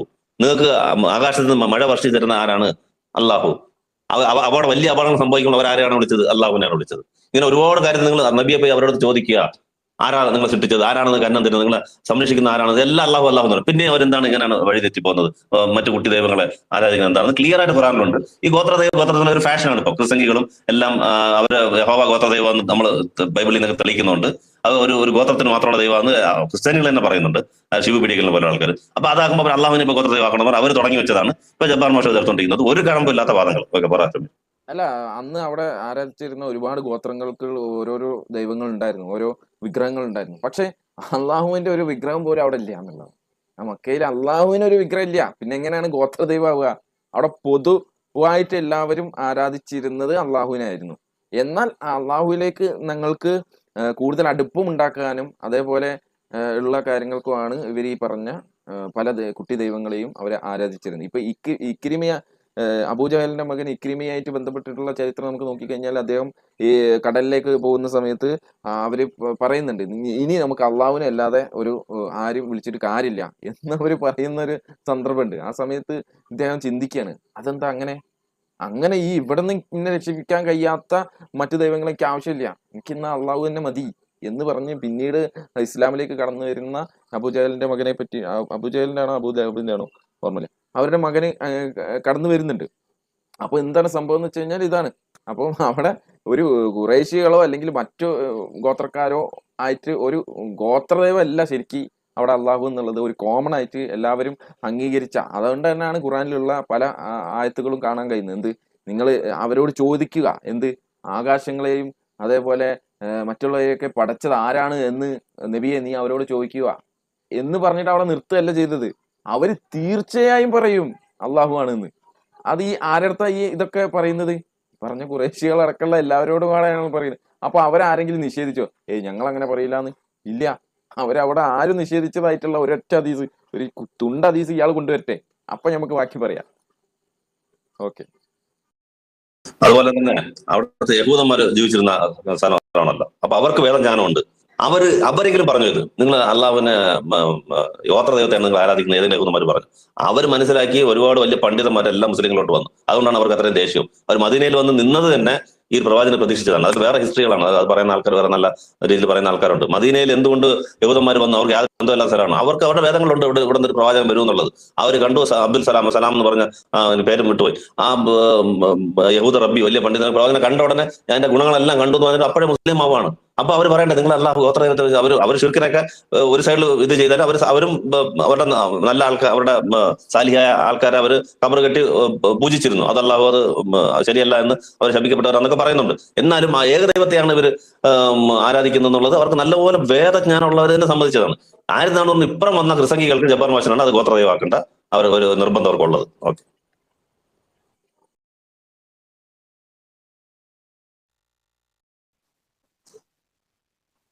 ആ ഗോത്രദേവനെ പിടിച്ചിട്ട് മുഹമ്മദ് കോസ്മോപോളിറ്റൻ ദൈവമായിട്ട്, യൂണിവേഴ്സൽ ദൈവമായിട്ട് ഊതി വീർപ്പിച്ചപ്പോഴാണ് ഈ മാതിരി വിഡ്ഢിത്തങ്ങൾ ആ ദൈവത്തിന്റെ പേരിൽ എഴുതി വെക്കപ്പെട്ടത്. ഇത് ലളിതമായിട്ടാണ് പറഞ്ഞതെന്ന് പറഞ്ഞു. എന്നിട്ട് ലളിതമായിട്ട് കാറ്റലോഗ് കൊടുത്തയച്ചിട്ട് ആ കാറ്റലോഗ് വായിച്ചിട്ട് മനസ്സിലാക്കാതെ തിരിഞ്ഞുത്തിപ്പോയി എന്ന് മക്കാരെ കുറിച്ച് നിരന്തരം 13 കൊല്ലം പറയാൻ. അപ്പം യൂണിവേഴ്സൽ ദൈവമാക്കിയത് പ്രവാചകനല്ല, അത് യൂണിവേഴ്സൽ ദൈവം തന്നെയാണ്. അത് അന്നത്തെ വേദക്കാർക്ക് മനസ്സിലായി, ആ അറബികൾക്ക് മനസ്സിലായി. ഇനി ഈ ഒരു പോയിന്റ് വളരെ ശ്രദ്ധിക്കണം. പറയുന്നത് എന്താ പറയുക, ഞാൻ ലളിതമാക്കി, ഖുർആൻ ലളിതമാക്കി എന്ന് പറഞ്ഞിട്ട് അത് മക്കാർക്ക് മനസ്സിലായില്ല. അയാളുടെ പോയിന്റാണ്, അയാളുടെ പോയിന്റ് ഞാൻ പറയണം. മക്കാർക്ക് മനസ്സിലായില്ല, അവരെല്ലാം പിന്തിരിഞ്ഞു പോയി എന്ന് അള്ളാഹു ഖുർആനിൽ റിപ്പീറ്റഡ് ആയിട്ട് പറയുന്നുണ്ട്. ഇവർ കേൾക്കുന്നില്ല, ഞാൻ പറയുന്നത് കേൾക്കുന്നില്ല എന്നുള്ളത്. ഇതിൽ നിന്നും ജബ്ബാർ മാഷ് പറയാൻ ഉദ്ദേശിക്കുന്നത് ഖുർആനിൽ പറയുന്ന മെസ്സേജ് അവർക്ക് മനസ്സിലായില്ലെന്നാണ് പറയാൻ വരുന്നത്. ലളിതമായിട്ട് ഇറക്കിയിട്ട് പോലും മക്കയിലെ മുശ്രിക്കുകൾക്ക് കാര്യം പിടികിട്ടിയില്ല എന്ന്. പക്ഷെ നേരെ ഓപ്പോസിറ്റ് ആണ്, അവർക്ക് കാര്യം പിടികിട്ടിയതുകൊണ്ടാണ് അവർ പോയത്. അള്ളാഹു മാത്രമാണ് ദൈവം, അള്ളാഹു അഹദ് എന്ന് പറഞ്ഞത് അവർക്ക് വ്യക്തമായിട്ട് മനസ്സിലായി. അതുകൊണ്ടാണ് അവർ പറഞ്ഞത് ഞങ്ങൾ സമ്മതിക്കത്തില്ല, ഞങ്ങളുടെ കുട്ടി ദൈവങ്ങളെയും സമ്മതിച്ചാൽ മാത്രമേ ഞങ്ങൾ ഏറ്റെടുക്കൂ എന്നുള്ളത്. അല്ലാതെ ഖുർആൻ മനസ്സിലാവാതെ അല്ല അവർ പിന്തിരിഞ്ഞു പോയത്. ആ ആശയം ഞങ്ങൾക്ക് യോജിച്ചതല്ല എന്നുള്ളതുകൊണ്ടാണ്. ബിലാലിനെ അടിച്ചത് എന്തുകൊണ്ടാണ്? അടിക്കുമ്പോഴെല്ലാം അഹദ് എന്ന് പറയും ബിലാൽ. അപ്പൊ എന്താ അഹദിന്റെ അർത്ഥം അവർക്ക് അറിയാം, അള്ളാഹു ഏകനാണ് എന്നാണ് പറയുന്നത്. അതുകൊണ്ട് പിന്നെ അടിക്കും. അപ്പം ഖുർആന്റെ മെസ്സേജ് ക്ലിയർ ആയിട്ട് അവർക്ക് മനസ്സിലായി, അവർ സ്വീകരിച്ചില്ല. അതാണ് അതിനകത്ത് പോയിന്റ്. അല്ലാതെ അവർക്ക് മനസ്സിലാവാത്തതുകൊണ്ടല്ല അവർ തിരിച്ചു പോയത്. മനസ്സിലായി, സത്യം സ്വീകരിക്കാനുള്ള മനസ്സ് ഇല്ലായിരുന്നു ജബ്ബാർ മാഷിനെ പോലെ. അതാണ് എന്റെ പോയിന്റ്. അല്ല, അതിൽ ഒരു പോയിന്റ് കൂടി ആഡ് ചെയ്യുള്ളൂ. ശരി, ഇവർ നിഷേധിച്ച് തള്ളുകയാണ് ചെയ്തത്. ഈ പറഞ്ഞ ഇത് ഇവർക്ക് മനസ്സിലാവായിട്ടല്ല ഇവര് തള്ളിയത്. ഇപ്പൊ ഉദാഹരണം സൂറത്ത് ഖമറിൽ തന്നെ ചന്ദ്രൻ പിളരുകയും ചെയ്തിരിക്കുന്നു, അന്ത്യസമയം അടുത്തു ചന്ദ്രൻ പിളരുകയും ചെയ്തിരിക്കുന്നു. ഇത് ഈ പറഞ്ഞ മക്കയിൽ ഉണ്ടായിരുന്ന ഖുറൈശികളല്ല, മൊത്തത്തിലുള്ള ആളുകൾ പലരും ഇത് കണ്ടിട്ടും അവരെന്താ ചെയ്തത്? അവരെന്താ അവിടെ പറഞ്ഞത് എന്ന് ഖുർആൻ തന്നെ പറയുന്നുണ്ട്. അതായത് ഏതൊരു ദൃഷ്ടാന്തം അവർ കാണുകയാണെങ്കിലും അവർ പിന്തിരിഞ്ഞു കളയുകയും ഇത് നിലനിന്ന് വരുന്ന ചാലവിദ്യയാകുന്നു എന്ന് പറയുകയും ചെയ്യുന്ന. അപ്പൊ അവര് കണ്ട ഒരു കാര്യത്തെ തന്നെ ദൃഷ്ടാന്തമായിട്ട് ഒരു ചന്ദ്രനെ പിളർത്തിയിട്ട് കാണിച്ചു കൊടുത്ത ആ കാര്യം തന്നെ അവരെന്താ ചെയ്തത്? ഇത് നമുക്ക് കണ്ണിന് ഇത് ബാധിച്ചതാ, ഇതൊരു സിഹിർ ബാധിച്ചതാ, അല്ലെങ്കിൽ ഇത് ഒരു മാജിക് ആണ് എന്ന് പറഞ്ഞിട്ട് അവര് തിരിഞ്ഞു പോവുകയാണ് ചെയ്തത്. ഇത് തന്നെ ആയിരുന്നു അവർക്ക് മനസ്സിലാവായിട്ടല്ല ഖുർആൻ. പക്ഷെ അവർക്ക് അവരുടെ അവര് കൊണ്ടിരിക്കുന്ന കാര്യങ്ങള് അവർക്ക് വിട്ടുപോകാൻ കഴിഞ്ഞില്ല. അവരാരും പറഞ്ഞിട്ടില്ല നമുക്ക് ഈ അറബി മനസ്സിലായിട്ടില്ല എന്ന്. ഓക്കെ. അതല്ല, അവർക്ക് നല്ലപോലെ മനസ്സിലായെന്നുള്ള തെളിവ് എന്താണെന്നറിയാം. അവർ ഈ ഖുർആൻ കേൾക്കരുതെന്ന് പറഞ്ഞു. ആര്? ഖുറൈശികളുടെ അടുത്ത് പ്രമാണികൾ പറഞ്ഞു, നിങ്ങൾ ആ ഖുർആൻ കേൾക്കരുത്, കേട്ടാൽ അതിനകത്ത് ആയിപ്പോന്നറിയാം. അബൂബക്കറിനോട് പറഞ്ഞു, നീ എന്തായാലും വീട്ടിനകത്ത് ചെയ്തോ, പുറത്ത് ഖുർആൻ ഓതുന്നത് കേട്ട് പോകരുത്. ഇതൊന്നും എന്തുകൊണ്ടാ പറഞ്ഞത്? അത് നല്ലപോലെ മനസ്സിലാവുന്നുണ്ട്. ഖുർആൻ അവിടെ മനസ്സിനെ സ്വാധീനിക്കുന്നുണ്ട്. ആൾക്കാർ അത് കൂട്ടമായിട്ട് അതിനകത്ത് പോകുന്നുണ്ട്, അത് കേട്ട് മനസ്സിലായിട്ട്. അതുകൊണ്ടാണ് നിങ്ങൾ കേൾക്കരുത്, ചെവിയിൽ പഞ്ഞി വെച്ചോ. അല്ലാതെ എന്തോ പറയുന്നതെങ്കിൽ എല്ലാവരും അബൂബക്കറിനെ എന്തിനാ വെറുതെ പറയുന്നവർ എന്തോ വായത്തോന്ന് പറയുന്നു, ആർക്കൊന്നും മനസ്സിലാവുന്നില്ല എന്നുണ്ടെങ്കിൽ നീ എന്തോനെ ഓദിക്കോന്ന് പറയും. അവർ ഓതുന്നത് ശരിക്കും മനസ്സിലാവുന്നുണ്ട്, നല്ല ക്രിസ്റ്റൽ ക്ലിയർ ആയിട്ട് അവിടുത്തെ ആൾക്കാർക്ക് മനസ്സിലാവുന്നുണ്ട്. അതുകൊണ്ടാണ് ആൾക്കാർ അത് എന്തോ ഇത് കേൾക്കുന്നത്, എന്തോ നമ്മൾ കേൾക്കുന്നത്, ഇത് അവരുടെ മനസ്സിൽ അങ്ങനെ എന്താണ് വശീകരിക്കുന്ന രീതിയിലുള്ള അതിന്റെ അറബി സ്റ്റൈലും അതിന്റെ പ്രാസത്തെ കുറിച്ചൊക്കെ പറയുന്നുണ്ട്.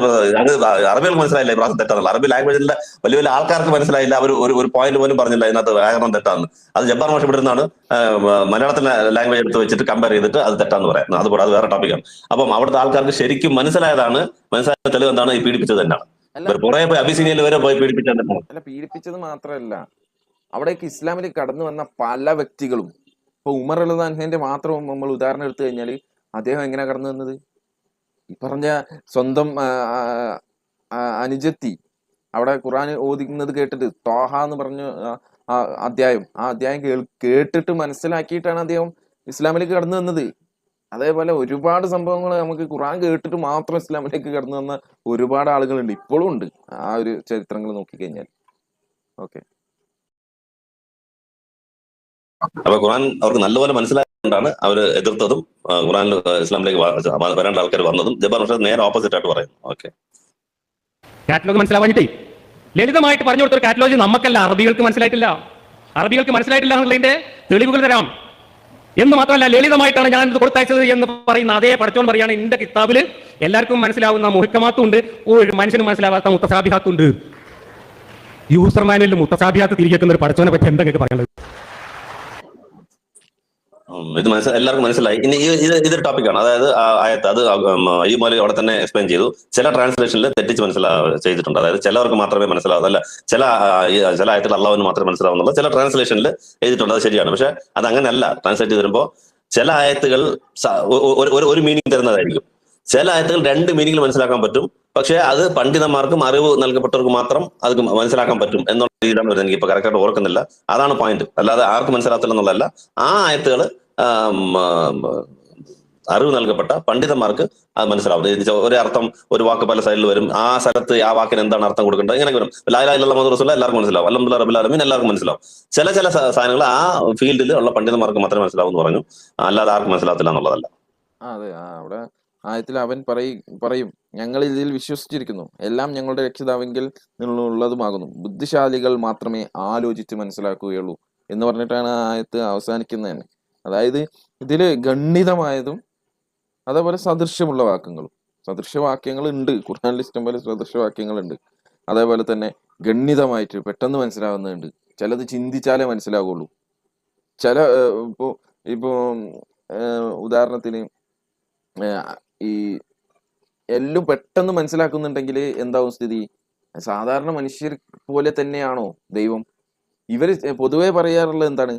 അങ്ങനെയാണെങ്കിൽ ഇപ്പൊ ആർക്കും മനസ്സിലാവാത്ത എന്തൊക്കെയോ കാര്യങ്ങൾ പറഞ്ഞിട്ട് എന്താ കാര്യമുള്ളത്? ഒരു കാര്യമില്ലല്ലോ. മനുഷ്യന്മാർക്ക് മനസ്സിലാവുന്ന രീതിയിലും വളരെ ലളിതമായിക്കൊണ്ടും എന്നാൽ ചിന്തിക്കുന്ന ആളുകൾക്ക് കൂടുതൽ മനസ്സിലാവുന്നതും എല്ലാ കാലത്തേക്കും എന്തൊക്കെ കാറ്റഗറികൾ ചെയ്യണം ഇതില് ഒരൊറ്റയടിക്ക് അങ്ങോട്ട് എന്തെങ്കിലും അങ്ങോട്ട് എഴുതി ഉണ്ടാക്കി വിടല്ലല്ലോ ചെയ്തത്.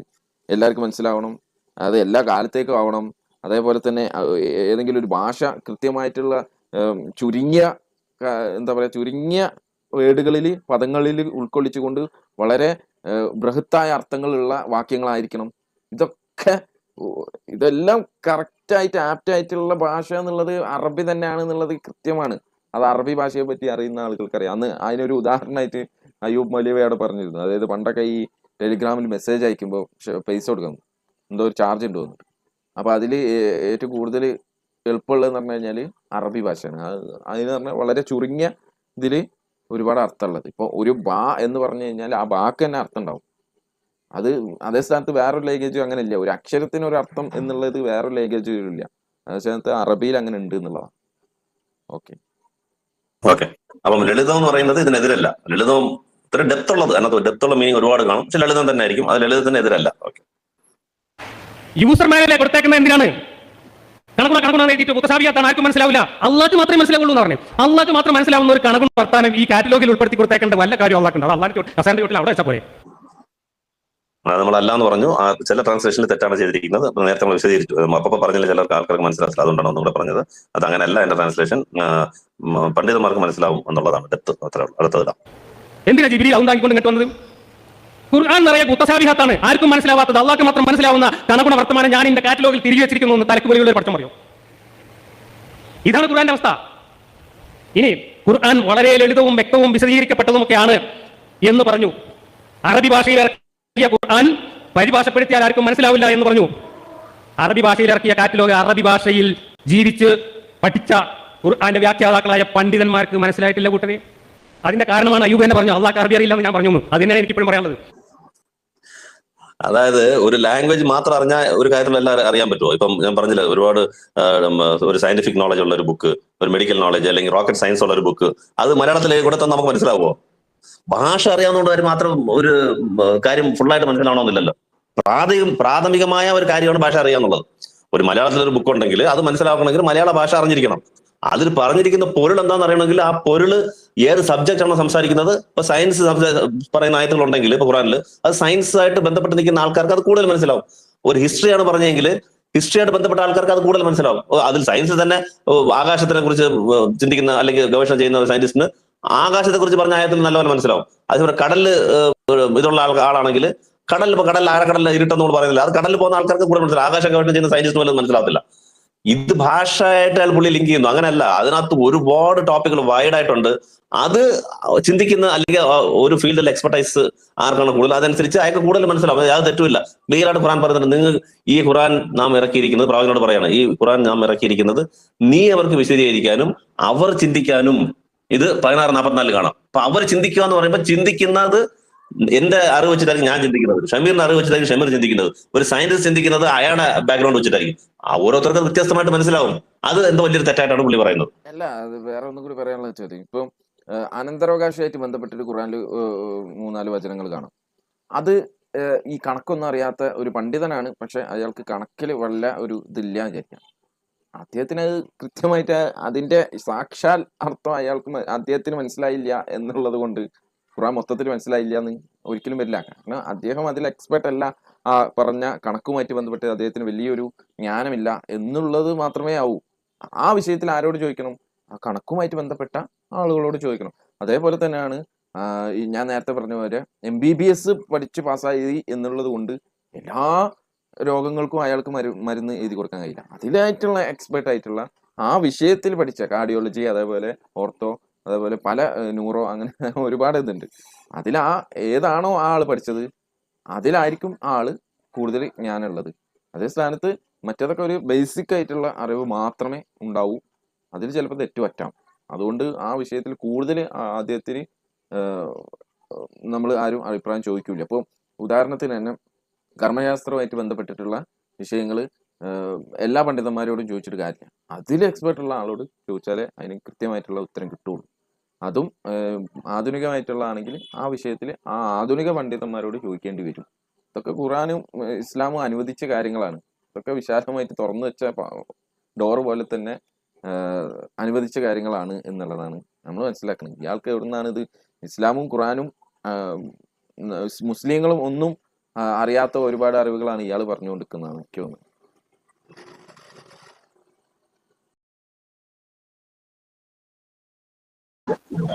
ഓക്കെ, ഞാനതെന്തോ ഒന്ന് പറയാൻ വന്ന പോയിന്റ് ഒരൊറ്റ മിനിറ്റ് ഒന്ന് പോസ് ചെയ്ത് വെക്കാവോ? സ്റ്റോപ്പ് ചെയ്ത് വെക്കാം. സ്റ്റോപ്പ് ചെയ്യാം.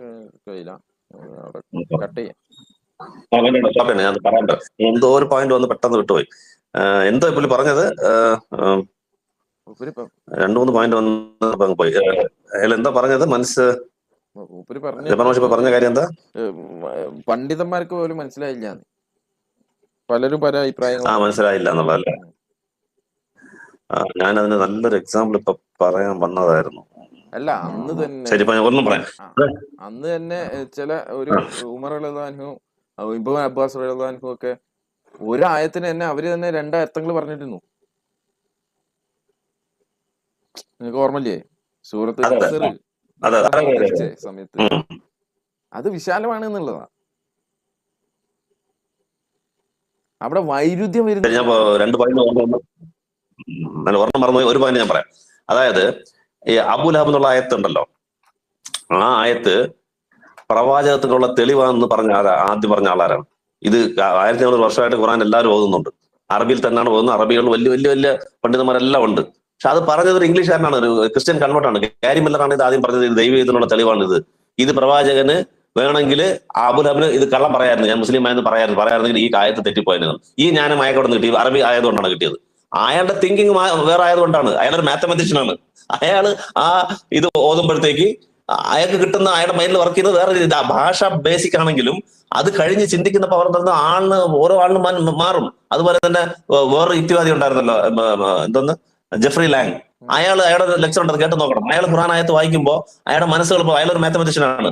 അയാൾ മനസ്സ് ഭയങ്കര വ്യത്യാസമായിട്ട് അത് അനലൈസ് ചെയ്യുന്നത്. അയാൾ പറയുന്നത് ഫസ്റ്റ് ഇതിൽ തന്നെ അള്ളാഹു പറയും, ഞാൻ നിങ്ങൾക്കൊരു ബക്രയിൽ പറയുന്നുണ്ട്, ഞാൻ ഒരു ഈച്ചയുടെ ഉദാഹരണം, അല്ല നിങ്ങൾക്ക് എന്തെന്ന്, സ്വർഗത്തിന്റെ താഴെ ആറുകളിലോടും പാൽ, അതിൽ നിങ്ങൾക്ക് ഭക്ഷിക്കാന്ന് പറയും. അപ്പം അയാൾ ചിന്തിക്കും, ഇതിനെക്കാട്ടി നല്ല എക്സാമ്പിൾസ് പറയായിരുന്നല്ലോ, 5 സ്റ്റാർ ഹോട്ടലാണ് അങ്ങനെയാണെന്നുള്ളത്. അത് അടുത്ത ആയത്തിൽ പറയും, അള്ളാഹു ഒരു ഈച്ചയുടെ ഉദാഹരണം പറയുന്നതിൽ പോലും നാണിക്കുന്നില്ല. അയാൾ ഞെട്ടിപ്പോയി. എന്റെ മനസ്സിലുള്ളത് ഇതെങ്ങനെ കേട്ട് മനസ്സിലാക്കിയിട്ട് ആൻസർ പറയുന്ന പോലെയാണല്ലോ ഖുർആൻ പറയുന്നത് എന്നാണ് ജെഫ്രി ലാങ്ങിന്റെ വീഡിയോ കേട്ടു. ഒരുമാതിരി ആയിപ്പോ അയാള്. ഇതെങ്ങനെ ഞാൻ ആ ആയത്ത് വായിക്കുമ്പോൾ ആളുകളുണ്ട് ദീർഘ. എന്നാൽ അതേ സ്ഥാനത്ത്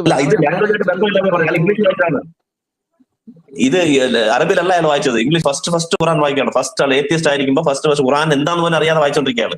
വായിച്ചപ്പോൾ മനസ്സിൽ തോന്നിയതാണ്. വായനയാണ്. ഇയാൾ അങ്ങനെയല്ലല്ലോ വായിക്കണേ. ഇയാൾ ഒരു മുൻധാരണ വെച്ചിട്ടാണ് വായിക്കണേ. അതാണ് പ്രശ്നം. അതുകൊണ്ട് അറബി അറിയാത്തവർക്ക് പോലും മനസ്സിലായെന്നുള്ളത് തെറ്റാണ്. അങ്ങനെയല്ല. ഞാൻ ഒരു പോയിന്റ് പറയാൻ വിട്ടു. ഓക്കെ, അടുത്ത ചെയ്യാം. അടുത്ത അള്ളാഹ് അറബി മാത്രമല്ല, അള്ളാഹ് ഒരു ഭാഷയുടെയും യൂണിവേഴ്സൽ ഗ്രാമർ അറിയില്ല. കാരണം ഓരോ ഭാഷയ്ക്കും ആ ഭാഷയുടെ എല്ലാ ഭാഷയ്ക്കും പൊതുവായ ഒരു ഗ്രാമർ ഉണ്ട്. ഭാവി ഭൂതം വർത്തമാനം പോലുള്ള ടെൻസ് ഒക്കെ എല്ലാ ഭാഷയിലും വേണം, എന്നെങ്കിൽ ആശയവിനിമയം നടക്കൂ. ഇങ്ങനെ അറബി അറിയത്തില്ല, നിങ്ങൾ അങ്ങനെ ക്ലാസ് എടുക്കുന്നതാണ് നമ്മുടെ ചോദ്യം. അല്ല അത് കാരണം എന്താ ഇയാള്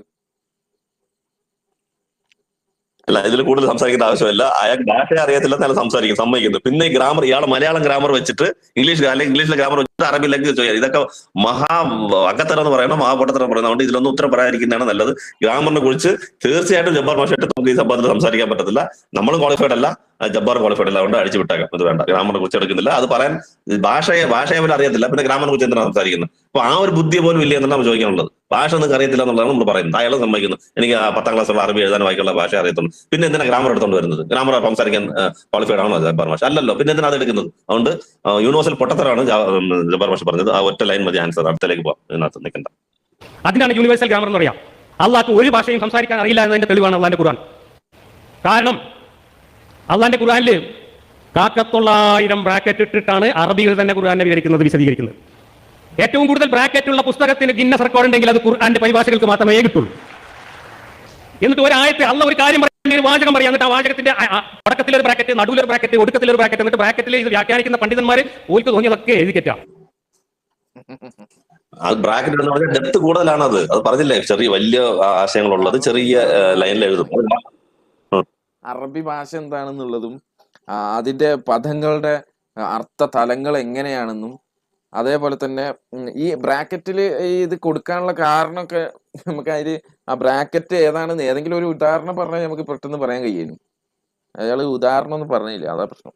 ഏതെങ്കിലും ഒറ്റ ആയത്തിന്റെ ഉദാഹരണം പറഞ്ഞാൽ തന്നെ നമുക്ക് പറയാൻ കഴിയും. ഇപ്പം ഞാനിപ്പോ ഏതെങ്കിലും ഒരു ഒറ്റ ആയത്തെടുത്താൽ തന്നെ നമുക്ക് പറയാൻ കഴിയും എന്തുകൊണ്ട് ബ്രാക്കറ്റ് ഇവിടെ വന്നു എന്നുള്ളത്. ഇവിടെ ഇപ്പൊ തുടക്കത്ത് ഇയാൾ പറഞ്ഞ നേരത്തെ പറഞ്ഞ സൂറത്ത് ആലിമ്രാനിലെ മൂപ്പര് പറഞ്ഞ ആയത്തുണ്ടല്ലോ, അതായത് മുത്തശാബിയത്ത് വല്ലതി അർസലക്കും എന്ന് പറഞ്ഞിട്ട് അവിടെ നബിയെ എന്നുള്ളത് അവിടെ ബ്രാക്കറ്റിലുള്ളത്, നിനക്ക് നാം വേദഗ്രന്ഥം അവതരിപ്പിച്ചിരിക്കുന്നു. അപ്പൊ ഇത് ആരോടാ പറയുന്നത്? നബിയോടാണ് പറയുന്നത് എന്നുള്ളത് കൊണ്ടാണ് ഈ ബ്രാക്കറ്റിൽ ഇവിടെ ഇട്ടത്, അല്ലാതെ വേറെ ഒന്നും ഉണ്ടായിട്ടല്ല. ഇനി അത് കഴിഞ്ഞ തുസി എന്ന് പറഞ്ഞിട്ട് അവിടെ പറയണം, ഞങ്ങളുടെ നാഥ ഞങ്ങളെ നീ സന്മാർഗത്തിലാക്കി. ഇതിന് ശേഷം ഇതാണ് ശരിക്ക് അർത്ഥം വരുന്നത്. പക്ഷെ അതിന്റെ മുമ്പ് ഒരു ബ്രാക്കറ്റിൽ ഇട്ടാണ് അവർ പ്രാർത്ഥിക്കും എന്ന് പറഞ്ഞിട്ട്. അപ്പൊ നമ്മൾ പ്രാർത്ഥിക്കും എന്നുള്ളത് മാത്രമാണ് അവിടെ ബ്രാക്കറ്റിലുള്ളത്. ഇനിയിപ്പോ ഇത് ഏത് ബ്രാക്കറ്റ് എടുത്താലും ഇങ്ങനെയൊക്കെ തന്നെ ഉള്ളൂ. നബിയെ ബ്രാക്കറ്റിലുണ്ട്. ഓക്കെ, ബദറിൽ അവർ ഏറ്റുമുട്ടിയ സന്ദർഭം, ഇവിടെ ബദർ എന്നുള്ളത് ബ്രാക്കറ്റിലാണ്. അത് എങ്ങനെ ഈ ബദർ എന്ന് കിട്ടി?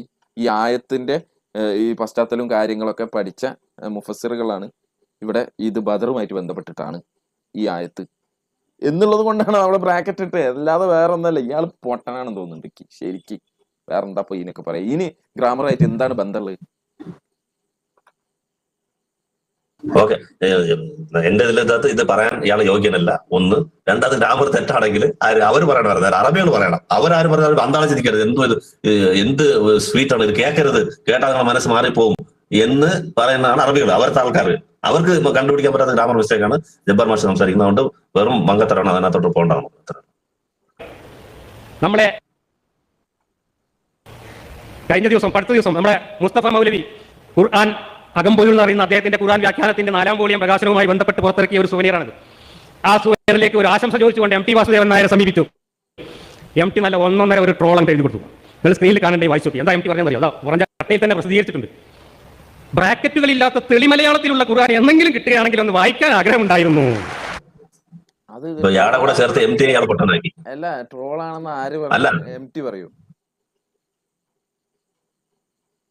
അതല്ല, ഇയാളെ കൂടെ ചേർത്ത് എം ടി പൊട്ടനാക്കി. ഇയാളിപ്പം ഇയാളെ നമ്മൾ പൊട്ടനാക്കിയാണ് എല്ലാവരും വെച്ചേക്കുന്നത്. ഇപ്പൊ കൂടെ നല്ലൊരാളിനെ കൂടെ ഇയാളെ കൂടെ ചേർന്ന് പൊട്ടനാക്കി.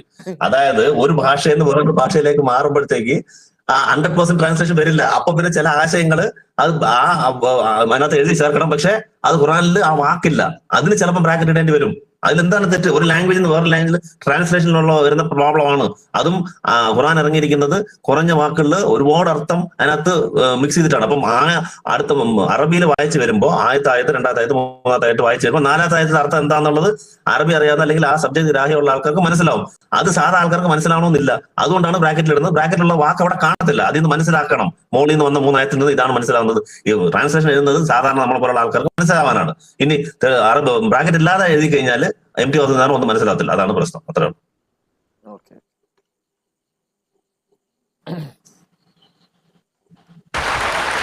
എം ടി വാസുദേവൻ നായർ എന്ന മലയാള സാഹിത്യത്തിന്റെ കുലപതിക്ക് പോലും ഖുർആൻ എന്താണ് സാധനം എന്ന് മനസ്സിലായിട്ടുണ്ട്. എം ടി മലയാള സാഹിത്യത്തിന്റെ കുലപതിയാണെങ്കിൽ മലയാള സാഹിത്യ നിരൂപണം നടത്തണം. അല്ലാതെ അറബിൽ എഴുതിയ ഖുർആൻ നിരൂപണം നടത്താൻ എം ടി ആളല്ല, ജബ്ബാർ മാഷി ആളല്ല എന്ന് പറഞ്ഞിട്ടുണ്ടെങ്കിൽ എം ടിയെ കൊണ്ടുവന്നിരിക്കുക. അയാളെ കൂടെ നടക്കുന്നത്. എം ടിക്ക് അറബി എന്താണെന്ന് അറിയില്ല ശരിക്കും.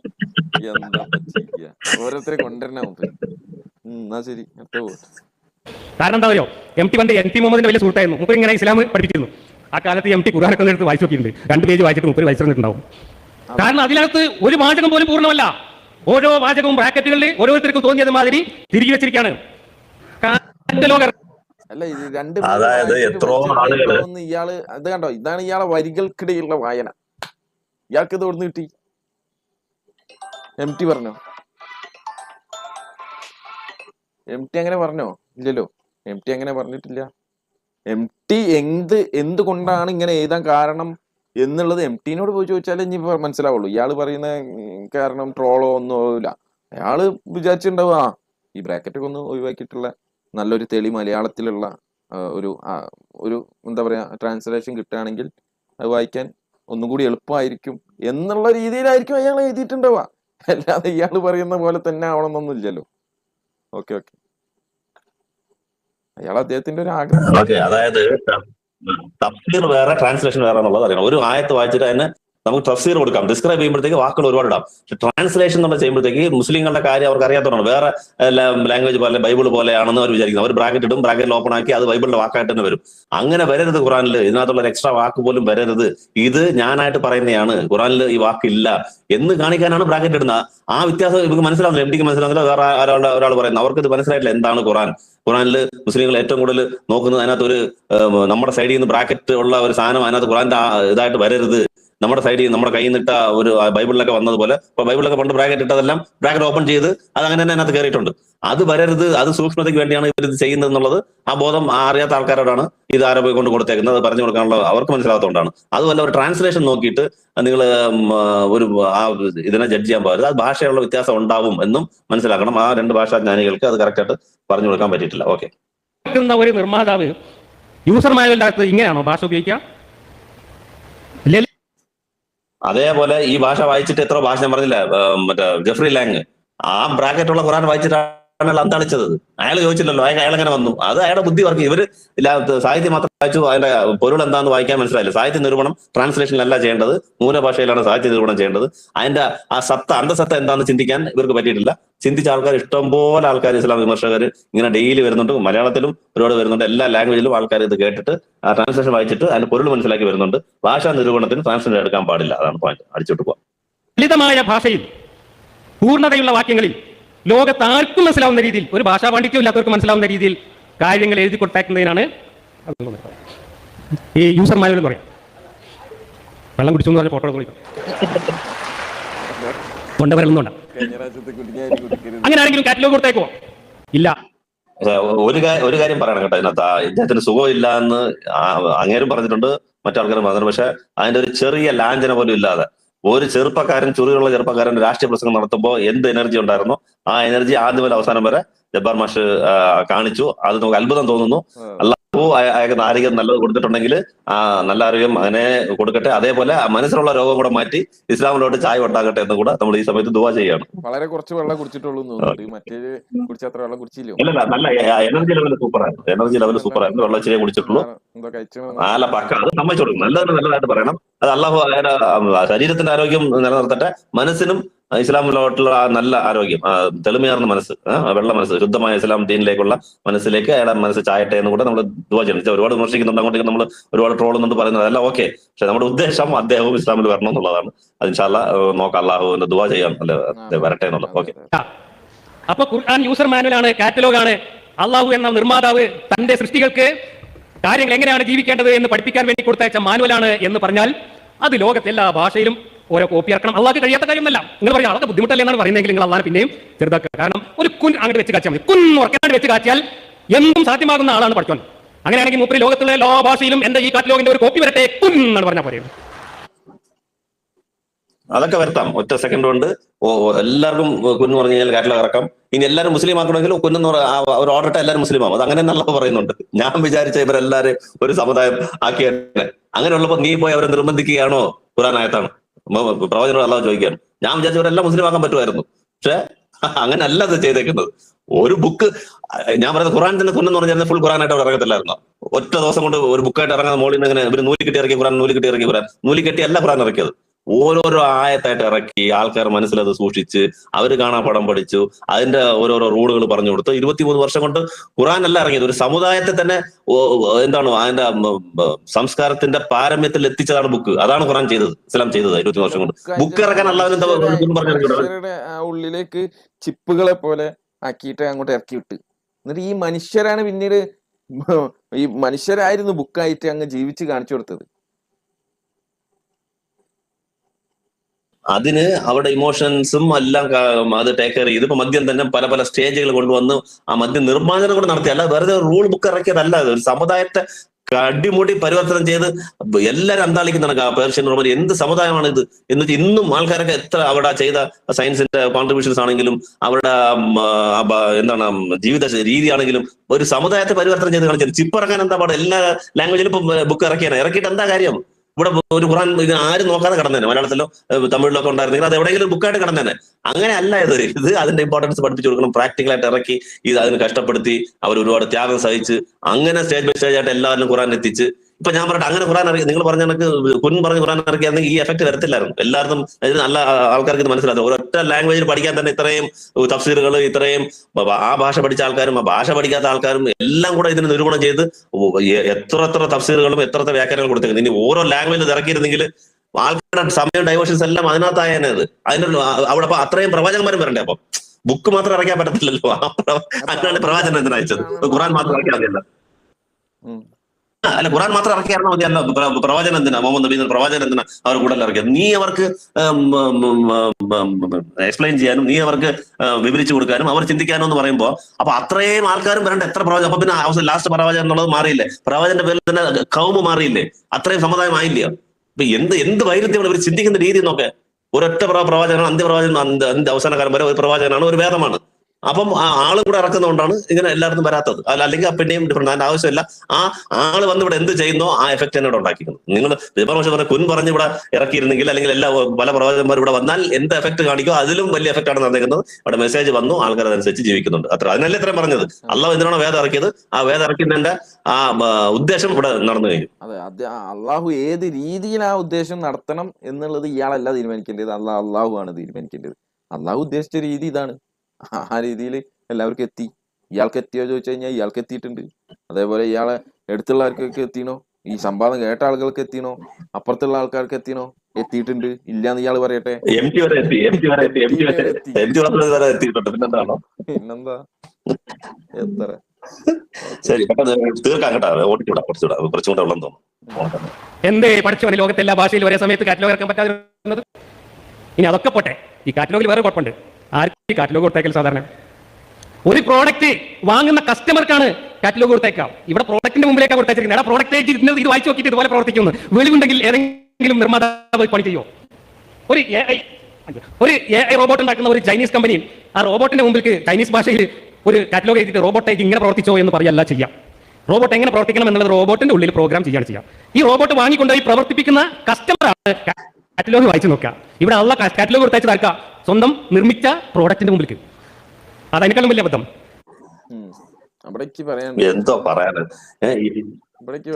പറഞ്ഞു. ഇയാള് പറയുന്നത് എന്താ വെച്ചാല്, AI റോബോട്ട് പോലെ ഒരു ഇപ്പോൾ നമ്മളൊരു റോബോട്ട് ഉണ്ടാക്കി അത് എന്തൊക്കെ ചെയ്യണം എന്നുള്ളത് ആ റോബോട്ട് തന്നെ അതിന്റെ ചിപ്പിൽ കൊടുത്തിട്ട് അതുപോലെ അത് ചെയ്തുകൊണ്ടിരിക്കുക.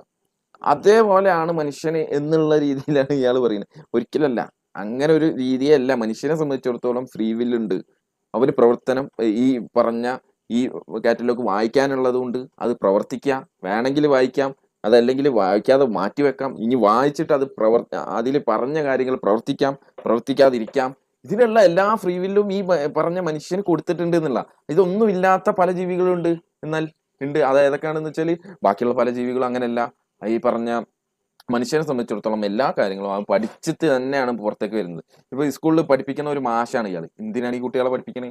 കുട്ടികൾക്ക് ഇതൊക്കെ ഒന്ന് അറിയായിട്ടാണോ? അല്ലല്ലോ, അറിയായിട്ട് തന്നെയാണ് ഇത് പഠിപ്പിച്ചു കൊടുക്കണേ. അതേപോലെ തന്നെയാണ് ഇപ്പോൾ എൻ്റെ മക്കളൊക്കെ ഞാൻ നീന്തൽ പഠിപ്പിക്കുന്നുണ്ട്. അതേ സ്ഥാനത്ത് ഒരു നായ അതിന്റെ കുട്ടിയെ നീന്തൽ പഠിപ്പിച്ചു കൊടുക്കേണ്ട ഒരാവശ്യമില്ല. അത് വലുതായാലും ഏത് സമയത്തും അത് വെള്ളത്തിൽ വീണ് കഴിഞ്ഞാൽ അത് നീന്തി ഇങ്ങോട്ട് പോരും. അതെന്താ? അത് അതിന്റെ DNA അത് രേഖപ്പെടുത്തി വെച്ചിട്ടുണ്ട്. ഇയാൾ തന്നെ അതിന് ഉദാഹരണം കൊണ്ടുവരുന്നുണ്ട്. കുറച്ചുകൂടി മുന്നോട്ട് പോയ തേനീച്ചേന്റെ ഇയാൾ തന്നെ ആ ഉദാഹരണം കൊണ്ടുവരുന്നുണ്ട്. എന്തായാലും ബാക്കി നിങ്ങൾ പറയും, ഞാൻ വളരെ ചുരുക്കി പറഞ്ഞു. ഓക്കെ അല്ല, ഏതെങ്കിലും ഒരു റോബോ കാറ്റലോഗ് വായിച്ചിട്ട് നടക്കുന്ന റോബോ എവിടെയും കണ്ടിട്ടുണ്ടോ? ഓരോ പ്രശ്നം വരുമ്പോഴും കാറ്റലോഗ് വായിക്കുക, അതനുസരിച്ച് നടക്കുന്ന റോബോ എവിടെയും കണ്ടു. അത് പ്രോഗ്രാംഡ് ആണ്. മനുഷ്യൻ പ്രോഗ്രാംഡ് അല്ല എന്നുള്ളതാണ് പോയിന്റ്. മലക്കുകൾ പ്രോഗ്രാംഡ് ആണ്, സൂര്യൻ ചന്ദ്രൻ എല്ലാം പ്രോഗ്രാംഡ് ആണ്. അതിന് കാറ്റലോഗ് അല്ലാതെ കൊടുത്തില്ലല്ലോ. കറക്റ്റ് ആയിട്ട് സൂര്യൻ പറയേണ്ട സമയത്ത് വരും, പോകുന്ന സമയത്ത് പോകും, അതിന്റെ ഭ്രമണപഥം കറക്റ്റ് ആയിട്ട് പോകും. എല്ലാ സൂര്യചന്ദ്രന്മാരും നക്ഷത്രങ്ങളും എല്ലാം അതിന്റെ ഓർബിറ്റിൽ പോകാനായിട്ട് അല്ലാതെ പ്രോഗ്രാം ചെയ്ത് വെച്ചിട്ടുണ്ട്. മനുഷ്യൻ അങ്ങനെ അല്ല എന്നുള്ളതാണല്ലോ പ്രശ്നം. അതുകൊണ്ടാണല്ലോ അയാൾക്ക് ഒരു കാറ്റലോഗ് കൊടുക്കേണ്ടി വന്നത്. ആ സ്വന്തമായിട്ട് നടക്കാനുള്ള ഒരു ഫ്രീ വില്ലുള്ള ഒരു ജീവിയാണ് മനുഷ്യൻ. അതുകൊണ്ടാണ് വേദഗ്രന്ഥം തരേണ്ടി വന്നത്. നിങ്ങൾ ഇത് ചെയ്യും ചെയ്യരുത് എന്ന്. എന്നിട്ട് ഞാൻ നോക്കി, ഞാൻ പ്രോഗ്രാം ചെയ്തിട്ടില്ല. പ്രോഗ്രാം ചെയ്ത പിന്നെ എന്തിനാ സ്വർഗം നരകം? അള്ളാഹു എല്ലാം നല്ലത് ചെയ്യുന്നതിനൊക്കെ മലക്കിനെ പോലെ ആക്കിയല്ല. മലക്കുകൾക്ക് സ്വർഗം നരകമുണ്ടോ? ഇല്ലല്ലോ. സ്വന്തമായിട്ട് ചിന്തിച്ച് തെരഞ്ഞെടുക്കാനുള്ള ബുദ്ധിയുള്ള ആൾക്കാർക്കാണ് സ്വർഗം നരകം. ഓക്കെ, നീ നിനക്ക് തെറ്റ് ചെയ്യാനും പറ്റും, പക്ഷെ തെറ്റ് ചെയ്യാതെ നീ ഇത് തെരഞ്ഞെടുത്തു. അപ്പൊ അങ്ങനെ അവിടെ ഉള്ളവർക്കാണ് വേദഗ്രന്ഥം കൊടുക്കുന്നത്. ഇത് നോക്കിയിട്ട് ഇത് ചെയ്യണം, അത് ചെയ്യരുത്, ചെയ്യാനും ചെയ്യാതിരിക്കാനുള്ള സ്വാതന്ത്ര്യം അതുകൊണ്ട്. ഒരു റോബോയും അങ്ങനെ ഇല്ല. അതിനകത്ത് എന്ത് പ്രോഗ്രാം ചെയ്തു അതേ നടക്കത്തുള്ളൂ. പ്രോഗ്രാം അല്ല. മനുഷ്യൻ സവിശേഷ ബുദ്ധി എന്ന് പറയുന്നത് മനുഷ്യന് ഉള്ളതാണ്. അത് തെരഞ്ഞെടുത്ത് ജീവിക്കാനും ചിന്തിച്ച് മനസ്സിലാക്കി ചെയ്യാനും ചെയ്യാതിരിക്കാനുള്ള സ്വാതന്ത്ര്യം ഉള്ളത് കൊണ്ടാണ് ഇത് കൊടുത്തത്. റോബോട്ട് കമ്പയർ ചെയ്തത് ഒരിക്കലും ബേസിക് ഇസ്ലാമിന്റെ കാഴ്ചപ്പാട് പോലും മനസ്സിലാക്കുന്നില്ല എന്നുള്ളതാണ്. ഇത് ഇതോടെ നിർത്താവോ? അതാ പറ്റും, നോക്കാം. കുറച്ചും കൂടെ നോട്ടിച്ച് വിടാൻ ഇത് മതി. എല്ലാം കവറായെന്നാണ് എനിക്ക് തോന്നുന്നത്, അല്ലേ? ഒന്നും പറയില്ല, ഇതന്നെ ഉള്ളു അയാൾ പറയുന്നത്, വേറെ ഒന്നും പറയില്ല. അപ്പൊ ശരി, അപ്പൊ ഇതോടെ നിർത്തിയിട്ട് നമുക്ക് ബാക്കി ഇതിന് 2 പാർട്ടാക്കാനുള്ളതുണ്ട്, അല്ലേ? ഇതിനെ 2 മണിക്കൂറിന്റെ അടുത്തായി. അപ്പൊ ഇതാണ് ഈ വിഷയത്തിൽ നമുക്ക് 2 മണിക്കൂറായി. ഇയാളെ വിഷയാവതരണവുമായിട്ട് ബന്ധപ്പെട്ടിട്ട് വിഷയങ്ങളൊന്നും ഇയാൾ കൊണ്ടുവന്നിട്ടില്ല എന്നാണ് നമ്മൾ മനസ്സിലാക്കിയിട്ടുള്ളത്. അപ്പൊ കൊണ്ടുവന്നതൊക്കെ ഇല്ല, ഇയാൾക്ക് എതിരായിട്ടുള്ള വാദങ്ങളാണ് ഇയാൾ കൊണ്ടുവന്നത്. എന്നുള്ളതാണ് നമ്മൾ മനസ്സിലാക്കിയിട്ടുള്ളത്. ഈ വിഷയമായിട്ട് ബന്ധപ്പെട്ട് ഒരുപാട് അവലോകനങ്ങളും കാര്യങ്ങളൊക്കെ ഇസ്ലാമിന്റെ പക്ഷത്ത് നിന്ന്, മുസ്ലിങ്ങളെ പക്ഷത്ത് നിന്നൊക്കെ വന്നിട്ടുണ്ട്. അതേ സ്ഥാനത്ത് ഈ വിഷയമായിട്ട് ബന്ധപ്പെട്ടിട്ട് ഇയാളെ കൂടെ ഉണ്ടായിരുന്ന ലിയാഖത്ത് അലി പോലും അവലോകനം ഇറക്കിയിട്ടുണ്ടോ എന്നെനിക്ക് സംശയമുണ്ട്. ഇതുവരെ കണ്ടിട്ടില്ല. ഞാൻ കണ്ടിട്ടോ? ഇല്ല. എന്റെ അറിവില്ല. ഉമറുമായിട്ട് ഇറക്കിയിട്ടുണ്ട്. പക്ഷെ ചൂടൊന്നും കാണുന്നില്ല എനിക്ക് തോന്നുന്നു. ചൂടില്ല. ചൂടൊന്നും അങ്ങനെ കാണില്ല. പക്ഷെ ശരി, ഓക്കെ. അപ്പൊ നമുക്ക് സംഘടനകൾ ഉണ്ടെങ്കിൽ എല്ലാ സംഘടനകളും ഈ വിഷയത്തിൽ ഇറക്കിയിട്ടുണ്ട് എന്നുള്ളതാണ് ഞാൻ കണ്ടത്. ഇന്ന് രാവിലെ തന്നെ നോക്കിയപ്പോ കണ്ടിട്ടുണ്ട്. ഒരുപാട് പേര് ഇറക്കി. നമ്മൾ ആസനി ഇറക്കി, എല്ലാവരും ഇറക്കിയിട്ടുണ്ട്. അപ്പം നമുക്ക് പറയാനുള്ള കൺക്ലൂഷൻ ഏതാണ് പറയാനുള്ളത്? എല്ലാവരും ഇറക്കിയിട്ടുണ്ട്. കൺക്ലൂഷനായിട്ട് പറയാനുള്ളത്, ഇത് നമ്മളൊരു ഇതുവരെ നമ്മൾ കട്ട് ചെയ്യാതെ ഒരു വീഡിയോക്ക് മറുപടി പറഞ്ഞിട്ടില്ല. അത് ലെങ്ത് ആയി പോകും എന്നുള്ളതുകൊണ്ടാണ്. പക്ഷേ ഒരു 15 മിനിറ്റിന് അല്ല 20 മിനിറ്റിന്റെ വീഡിയോക്ക് മറുപടി പറയാൻ നമുക്ക് 2 മണിക്കൂർ, ജബ്ബാർ മാഷ് പറഞ്ഞ പോലെ 2 മണിക്കൂറിൽ വീഡിയോ ഇറക്കും എന്ന് പറഞ്ഞു. അത് അപ്പൊ 20 മിനിറ്റിന് തന്നെ നമ്മൾ 2 മണിക്കൂർ എടുത്തു. കട്ട് ചെയ്യാൻ സമയമില്ലാത്തതുകൊണ്ടാണ് ചെയ്തത്. എന്നാലും ഒരുപാട്